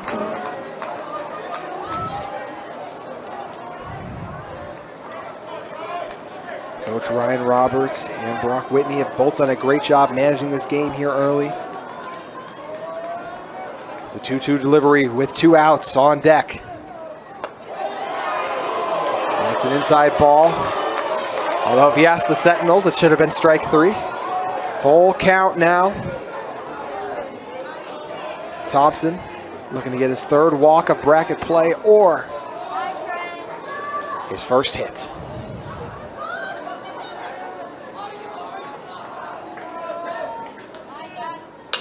Thompson cracks it into center field, hangs in the air, and it's going to drop just short of Edwards out there. So Thompson facing full count, comes up for the Falcons with a base hit.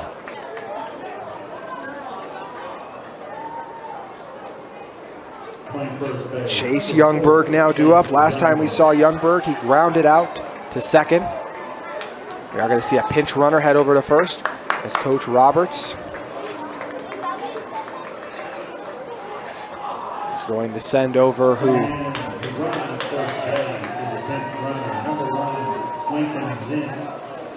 This is not Tyler Ball, but their other pinch runner, Lincoln Zinn. So the sophomore sent over to first. Youngberg up to bat. He's got 8 runs brought in on the season. This could be the biggest one here if he was able to really get a hold of it. Fouls the first off.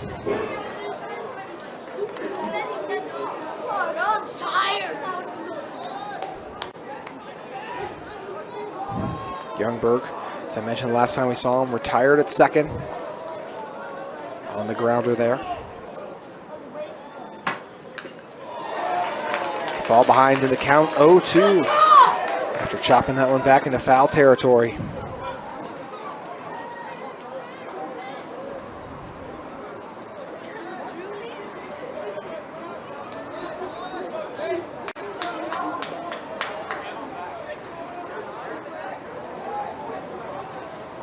To the count.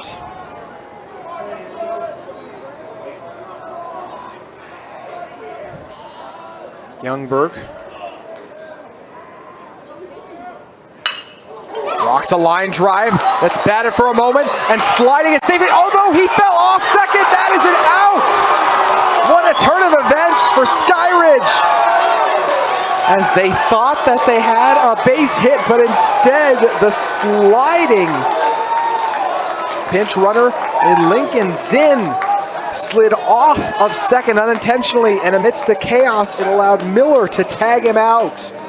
So that will do it for the 5th.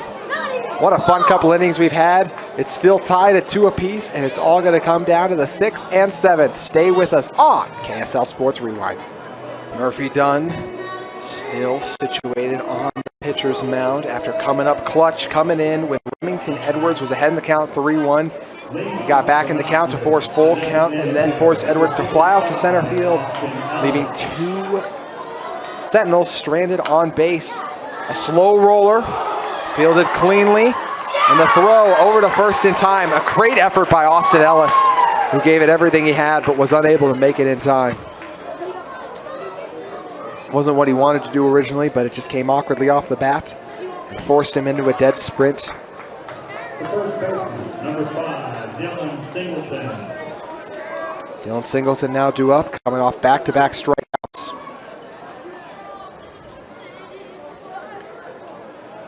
One of those runners left on base last time was Reiser. If it wasn't for the plays and the pitching by the freshman and Murphy Dunn, this could have been a 3-2 Sentinels advantage. 1 out now in the top of the 6th. 1-0 the count. Singleton looking for his first base hit of the game. And he did swing all the way through on that one, so 1-1 the count. He tried to check it really late, but he was pretty far gone by the time he had made that decision. Singleton determined to make a play for his squad. 2-1 count. Skyridge faithful, not a fan of the called ball there.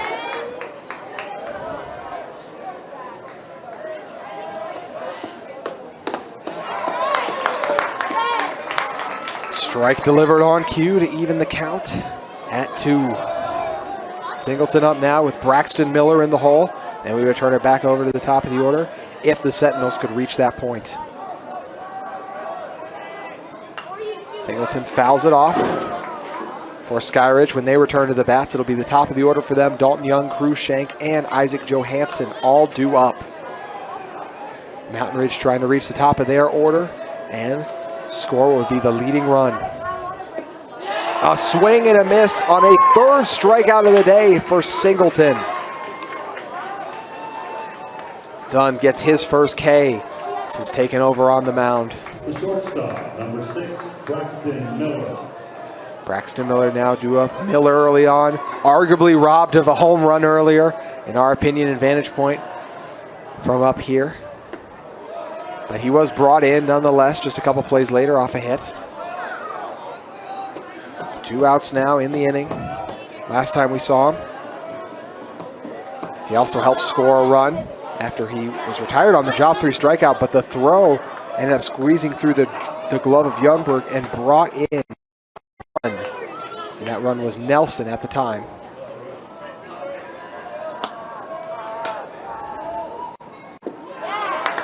Swinging and missing is Miller. 2-1 the count. How good has Murphy been? The freshman looking like a seasoned veteran on the mound here at UCCU ballpark.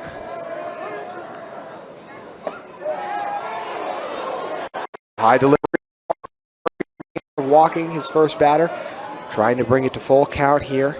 And then they'll look for back-to-back strikeouts to get the Sentinels for the 6th. Oh, excuse me. Get Skyridge out of the top of the 6th. We'll have full count coming up. Sentinels looking to keep their offensive momentum going. They may have not scored any runs in the 5th, but they at least had a couple hits. Haven't been able to do so here. Done. Gets it done for Skyridge. A clutch delivery has his teammates fired up. We're still tied at 2, bottom of the 6th. Up next, can the top-seeded Falcons break the tie? Stay with us to find out. Sentinels, the 5th seed. Skyridge, the top seed, still tied at 2. The bottom of the 6th about to begin. And it will be the top of the order. And Dalton Young for the Falcons, followed by Krusek with Isaac Johansson in the hole. Falcons, if they could take the lead here, they would be 3 outs away from advancing to the semis. Young flew out to center field the last time we saw him, and before that struck out.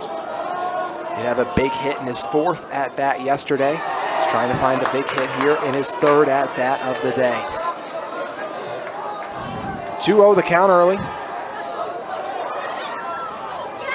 Taj Henry's been sharp for the Sentinels all game long. But his pitch count only going up from here. Able to find the zone again. 2-1 the count.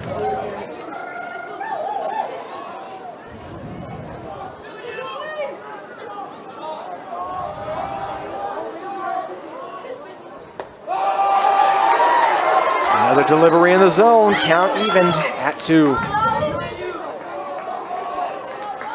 Do see some bodies starting to get warm for the Sentinels. Heading over to the bullpen. And going down swinging is Dalton Young for the 2nd time today. 3 straight strike deliveries by Henry after back-to-back balls. Krusek now due up. The pitcher who started the day, now the center fielder. Rocketed one in the right field in his first plate appearance. And his 2nd grounded out to the pitcher. 1 out in the inning. Fouls this one down the first base line. Just ends up in foul territory, which is a good thing for Skyridge. Would have been another easy out.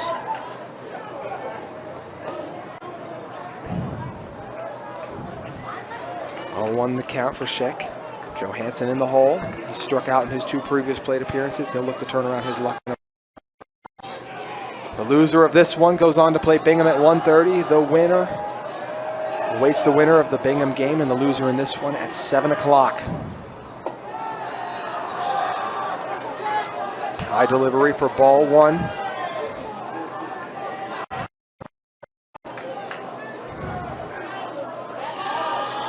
Shank trying to turn things around. Takes ball 2. Sentinels fans not pleased with that decision to call that a ball. 2-1 the count.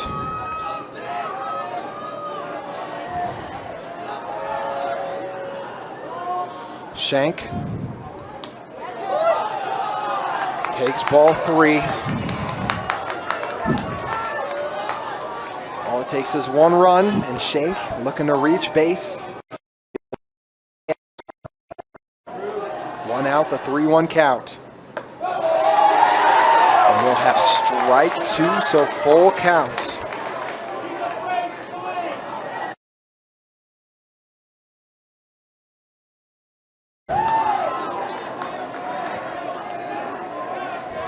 Shank fouls it off to stay alive. Nearly took off the heads of a few Sentinels in the dugout. That foul off.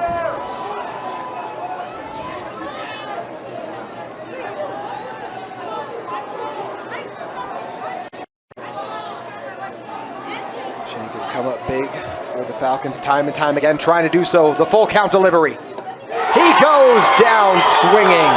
Big time play made by Henry to retire the original starting pitcher and now center fielder, Drew Shank. Back-to-back Ks for Henry. He's originally in danger of walking both those batters, but fought his way back in the count both time. 2 outs now. In the bottom of the 6th, Isaac Johansson. We mentioned strikeouts. 2 of his strikeouts on the day have come from retiring Johansson earlier. High delivery for ball 1.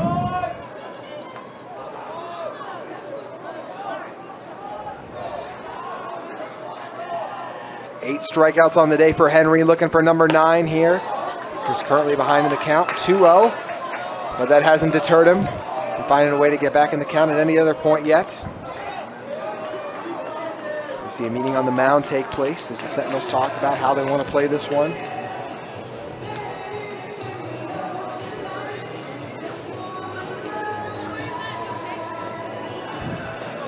2-0 the count.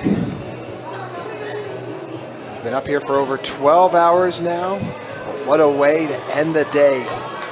In our first game, Riverton took down Westlake 4-3. And we saw Bingham beat Pleasant Grove 10-3. And American Fork bested Syracuse 9-3. And this one on pace to be our lowest scoring battle of the day. Still knotted at 2 in the bottom of the 6th. 2 outs in the inning. Johansson ahead in the count, 2-0. Henry coming off back-to-back strikeouts. Just off on the delivery for ball 3. Johansson could make it safely to base. Tyler Ball, one of the most prolific hitters in the state, will be due up next. Call strike 1 there.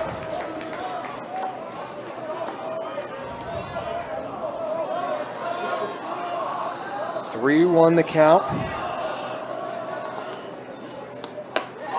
Johansson's headed over to first via the walk. That'll bring up Ball. We had a booming shot in the left field earlier in this game. Last time we saw him, he struck out. Ball having an incredible season. 10 home runs, the 4 triples, 7 doubles. 38 runs brought in, on top of being 7-0 when getting the start on the mound. Looking to give Skyridge an opportunity at victory here. He asked Coach Roberts which of his players he wants in the batter's box in this situation. He very well may say Ball. 1-0 the count. Henry's been potent today, trying to retire Ball for the 2nd straight at-bat. Ball blasted straight up in the air. Looks like it's just going to end up in foul territory. So the count to 1-1.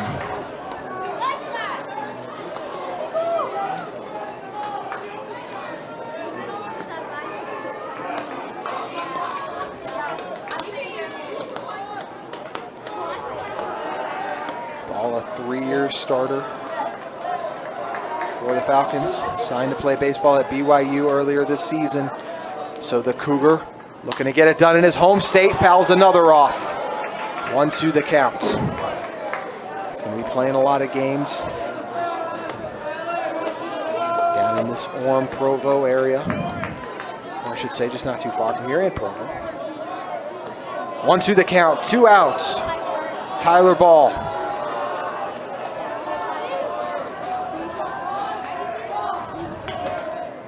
Ball goes 3 strikeouts in 4 batters faced in the bottom of the 6th. We remain tied at 2, entering the 7th. Stay with us for the exciting conclusion on ASL Sports Rewind.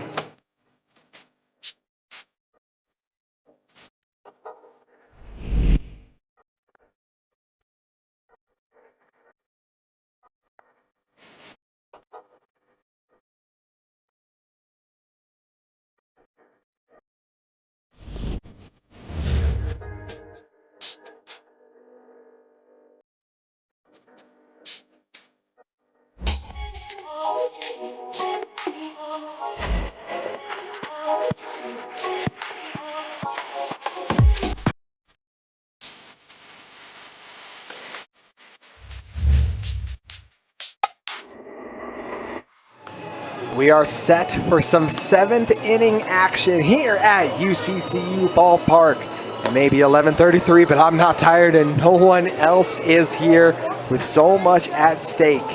An opportunity to reach the semis and then basically set up for a good path to potentially reach the state championship game in the 6A classification. What a performance from Henry. 9 strikeouts overall. He's had 6 of them that have come late in this game in the last couple innings. Skyridge held scoreless for the last 4 innings. Mountain Ridge looking to break the tie. Austin Goodrich due up. Dunn, the freshman, continues to be sharp himself on the mound. Last time we saw him, he had back-to-back strikeouts, retiring Singleton and Miller in this one. Goodrich, 2 walks. And then grounded out to second the last time we saw him. Count now 0-2. Dunn extremely confident, or pitching with confidence currently. Nearly ended up hitting Goodrich that time, but it's good for a ball, so 1-2. Coach Roberts and Whitney once again have done a great job managing this game. But one's got to give him the 7th, or else for the 2nd consecutive game, Skyridge could be playing in extra innings.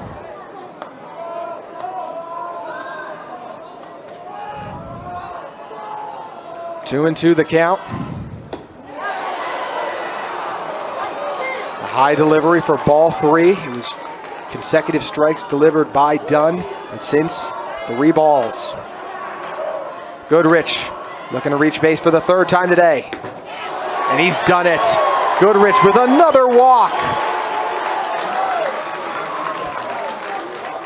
So the leading run to first with no outs in the inning. Stockton Folks now due up. Flew out to right field the last time we saw him. Before that, grounded out to short, but brought in a run in his very first at-bat. Grounded out to first.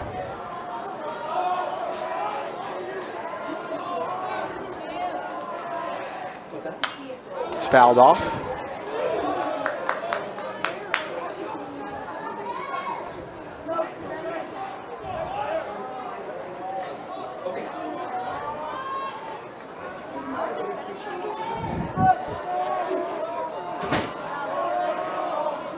So 0-1 the count. So they throw it over. And I would like to make a correction. I have an outdated roster, so I've been calling the pitcher on the mound currently the wrong name. It's actually Isaac Johansson who stepped in for Skyridge and been sharp here early. The bunt down the first base line just ends up in foul territory. 0-2 the count. So once again, Johansson getting it done.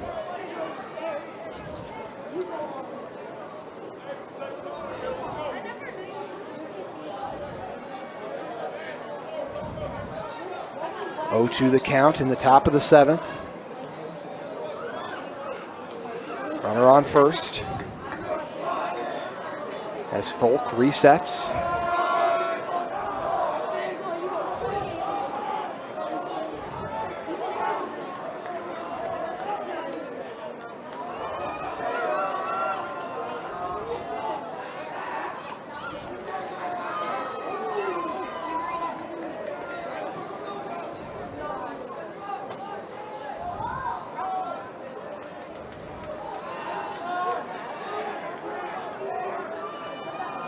Folks with no outs in the inning. This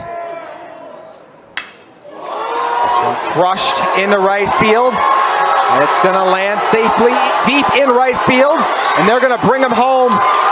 So the leading run will score on the triple for Folks as he rocks Joe Hansen.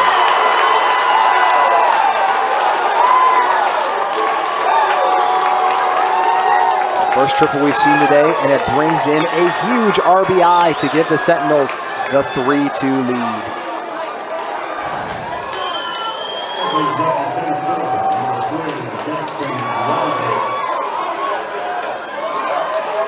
I'll bring up Jackson Reiser, who's no stranger to big hits.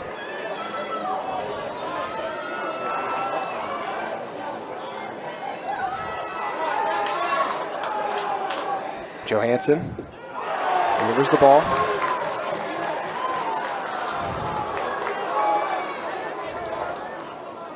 Joe Hansen came in yesterday and helped close things out after the lengthy bout for ball. Once again, apologize for the mispronunciation. 2-0 the count.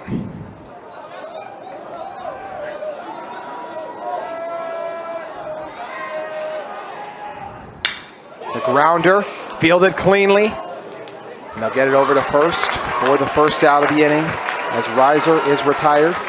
Play made by the shortstop. Was Joe Hansen earlier, but he shifted to take over.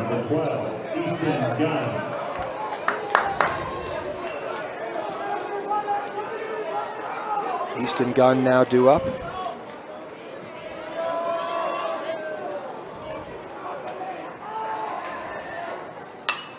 This one ripped high into foul territory. Ends up deflecting off an old shed out there in right field. So 0-1 the count.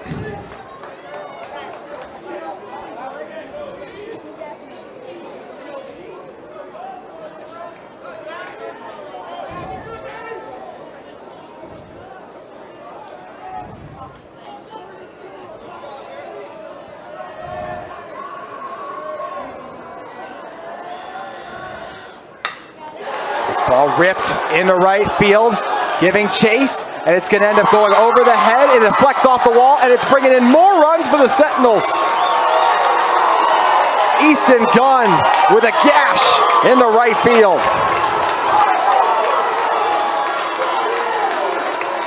It's a 4-2 advantage now for Mountain Ridge.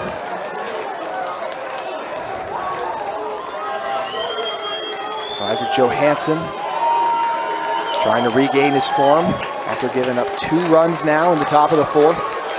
The hitting department equal, 6-6 for both sides. They'll bring a pinch runner on to second. Second baseman, number 1, Luke Nelson.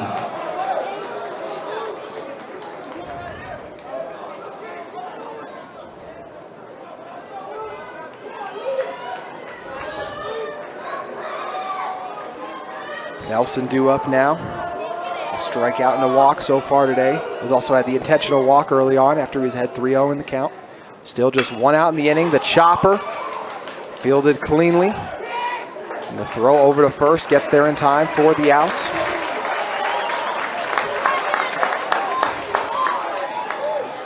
This time it's the shortstop and Schenk who makes the grab. So Schenk, after exiting the mound, actually shifted over to short instead of in the outfield. Although I could check, because as I said once, my roster a little outdated, as I discovered recently.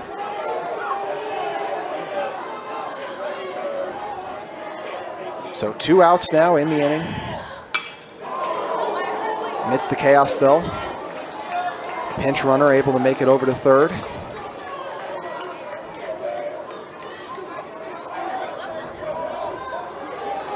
To the count.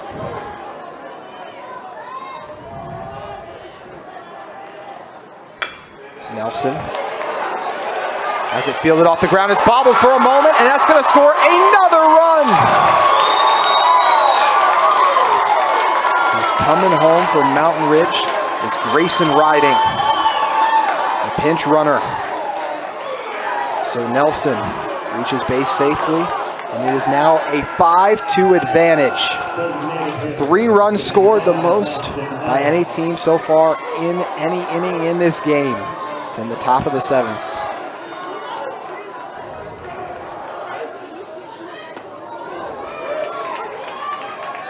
0-1 the count.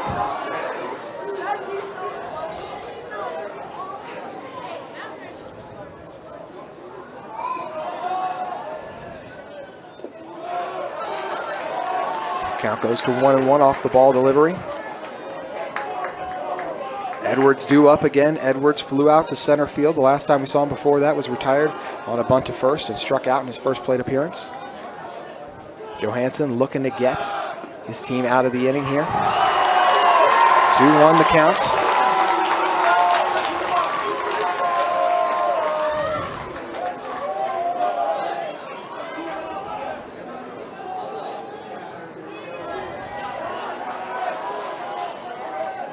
Two-1 the count.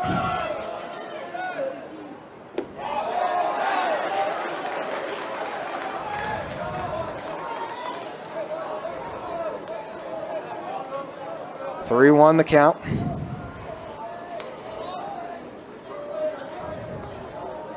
Johansson trying to get the Falcons out of the inning and back at the bats with this delivery. This one rocketed into left field, but directly to the left fielder in Tyler Ball. So after 3 runs surrendered, the Falcons finally get out of it. The top seed in the tournament, in danger of suffering their first loss in bracket play when we return for the bottom of the 7th on KSL Sports Rewind. Welcome back into UCCU Ballpark for the bottom of the 7th. It's currently a 5-2 advantage for the 5th-seeded Mountain Ridge Sentinels, who are looking to join the 7th-seeded American Fork Cavemen in the semifinals. The winner of this one plays the winner of the game between Bingham and the loser of this contest at 7 o'clock tomorrow. And that game against Bingham for the loser due up at 1:30. Taj Henry looking to close this one out. Ground ball fielded cleanly. It's a long throw over to first, and it's high on the delivery. So Pickle heads over to second. Pickle's going to try to turn into a triple and dive in safely to third. Pickle with the prime time base running. It was a hard hit grounder, and it was Stockton Folks on third to try to give it everything he got. Just threw it slightly too high on the delivery. UC pitchers warming up for American Fork, but Henry trying to close it out for his squad. He's been so strong for so long. We'll see a meeting take place on the mound, and with the way everyone's leaving the dugout, looks like this will be it for Henry. What a performance for him overall on the game. But they are going to make the swap in an attempt to close out the victory. Henry's yet to leave the mound, so we'll stay here for a moment just to make sure. And that will do it for Henry. But he is going to make a shift. They'll be playing a new position now in the infield. Or actually, I believe they still left Henry out there. So even though everyone from the dugout kind of came out, they ended up still sticking with Henry. So Henry stays in it. Runner on third. The difference is 3 runs. Evans due up now after Pickle was able to turn that one into a triple. We've seen just 1 error apiece on each side. 0-1 the count.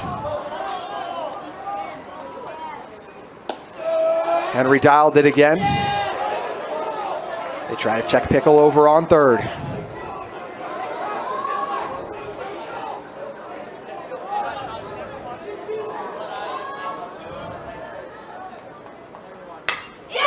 This one smashed into center field, and it takes a bounce before it reaches riser, so a run scores as Evans drives in Pickle. And now we'll do it for Henry more than likely. as he's going to exit. It was a strong performance, but as he surrenders his third run, American Fork decides to make a change. We step away on KSL Sports Rewind to see if Skyridge can complete the comeback. They still trail by 2 runs. Jackson Sutton now due up. The junior, 5'10", 150, needs 3 outs to close it out for the Sentinels. 1 runner on base. He's due to face up Bauer, Thompson, and Youngberg at the back of the order. He starts it off right with a strike.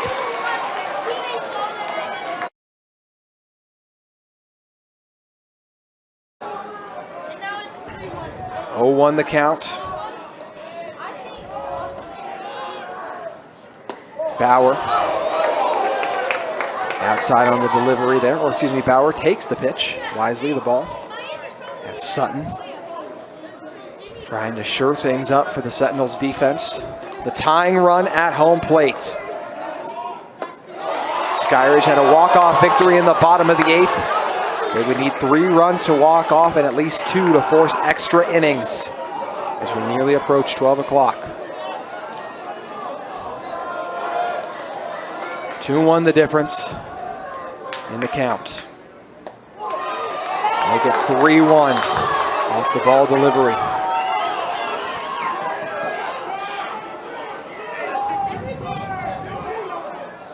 Coach Whitney steps out to say something. Once again, this program didn't even exist 5 years ago. And now on the cusp of reaching the semifinals. Skyridge, the top seed, trying to do the same. 3-1 the count. Sutton delivers another ball, so 2 base runners on now. As Bauer heads to first with Evans on his way to second. Now bring up Mason Thompson. No outs in the inning. Coach Roberts calls his team over, or excuse me, just calls Thompson over to talk things over with his designated hitter. Reached base the last time we saw him after rocketing 1 in the right field, and before that struck out.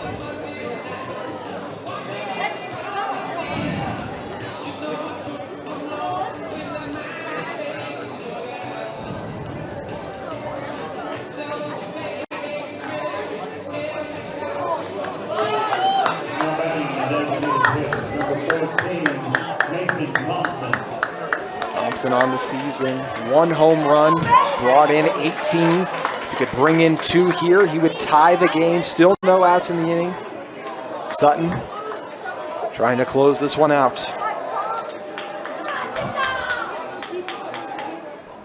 He'll foul the first off.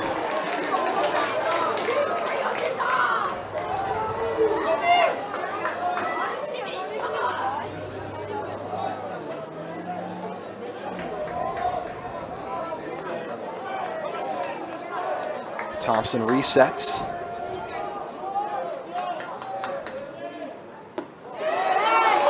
Strike 2 just off the mark that time.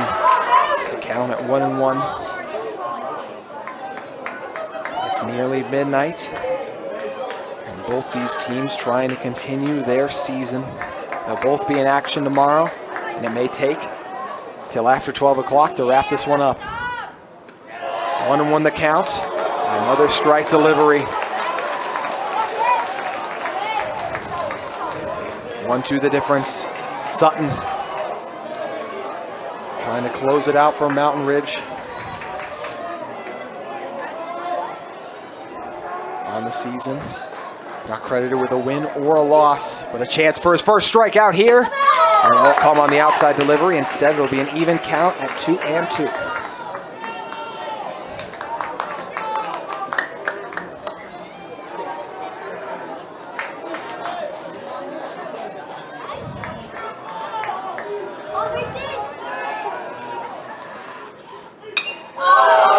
Fouled off. Falcons faithful and Sentinels alike, both on the edge of their seats, watching the conclusion of this game play out. The count will remain at 2-2.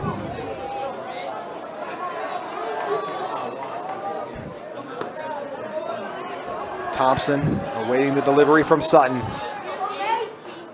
Thompson tees it off deep into center field, going back and making the grab. Deep out there is Reiser. In the ensuing chaos, Evans able to advance to third after tagging up on second. Bauer still residing on first. So Thompson may have been retired for the first out of the inning, but still able to contribute as he could, as he puts what would be the fourth run of the game for Skyridge, even in the stronger scoring position now, over at third. Bauer still at first, the tying run. And Chase Youngberg due up. Youngberg did get a base hit the last time we saw him, but the pinch run for Skyridge overslid on second to end the previous inning, or the previous at-bat that Youngberg was involved in. And before that, grounded out to second on a hopper. Sutton 2 outs away from sending the Sentinels into the semis. Skyridge 2 runs away from tying it up, and 3 from sending themselves soaring into the semis.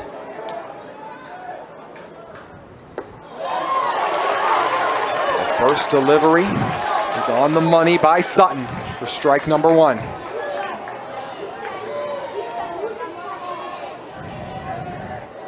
Youngberg on the season, 8 runs brought in, no home runs on the season. This would be a heck of a time for one. He watches strike 2 pass by.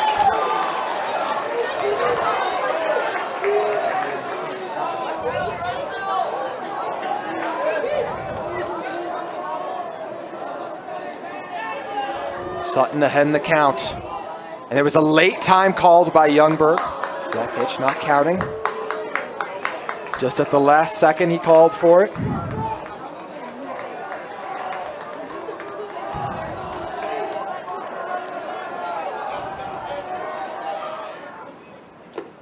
And that delivery squeezes past, and it's going to bring in a run for Skyridge. They now trail by just 1. Sutton lost control of it at a poor time. This allows Evans to come home.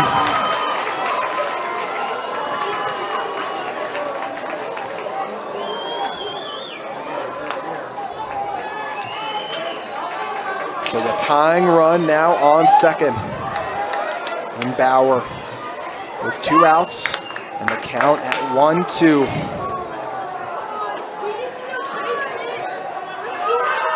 Youngberg.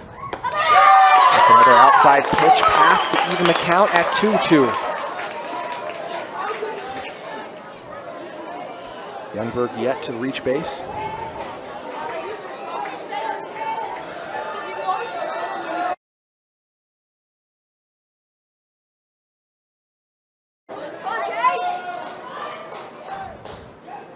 This one lifted in the left field, and it'll drop, and it's going to send the tying run home. It's a foot race over, and they'll win it. And not only that, but there's no one over by the ball, so it's going to allow Youngberg to make it to third, and that ball squeezes through. They're going to hold Youngberg up at third after nearly sending him home for what would have been a walk-off victory. But we have a tie game now with just 1 out.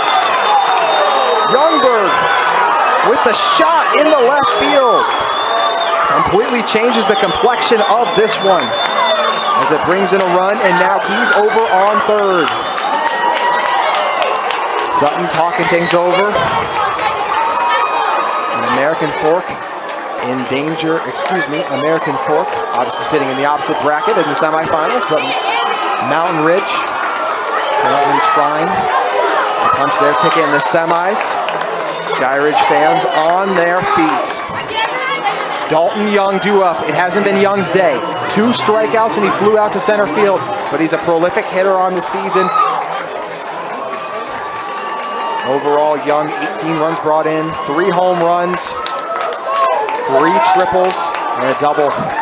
Anything into the outfield should win it for Skyridge. The top-seeded team in our tournament has come to life in the bottom of the 7th, scoring 3 runs. We are tied at 5. The first ball delivered by Sutton. The ground ball breaks through. A walk-off victory for the Skyridge Falcons. They come back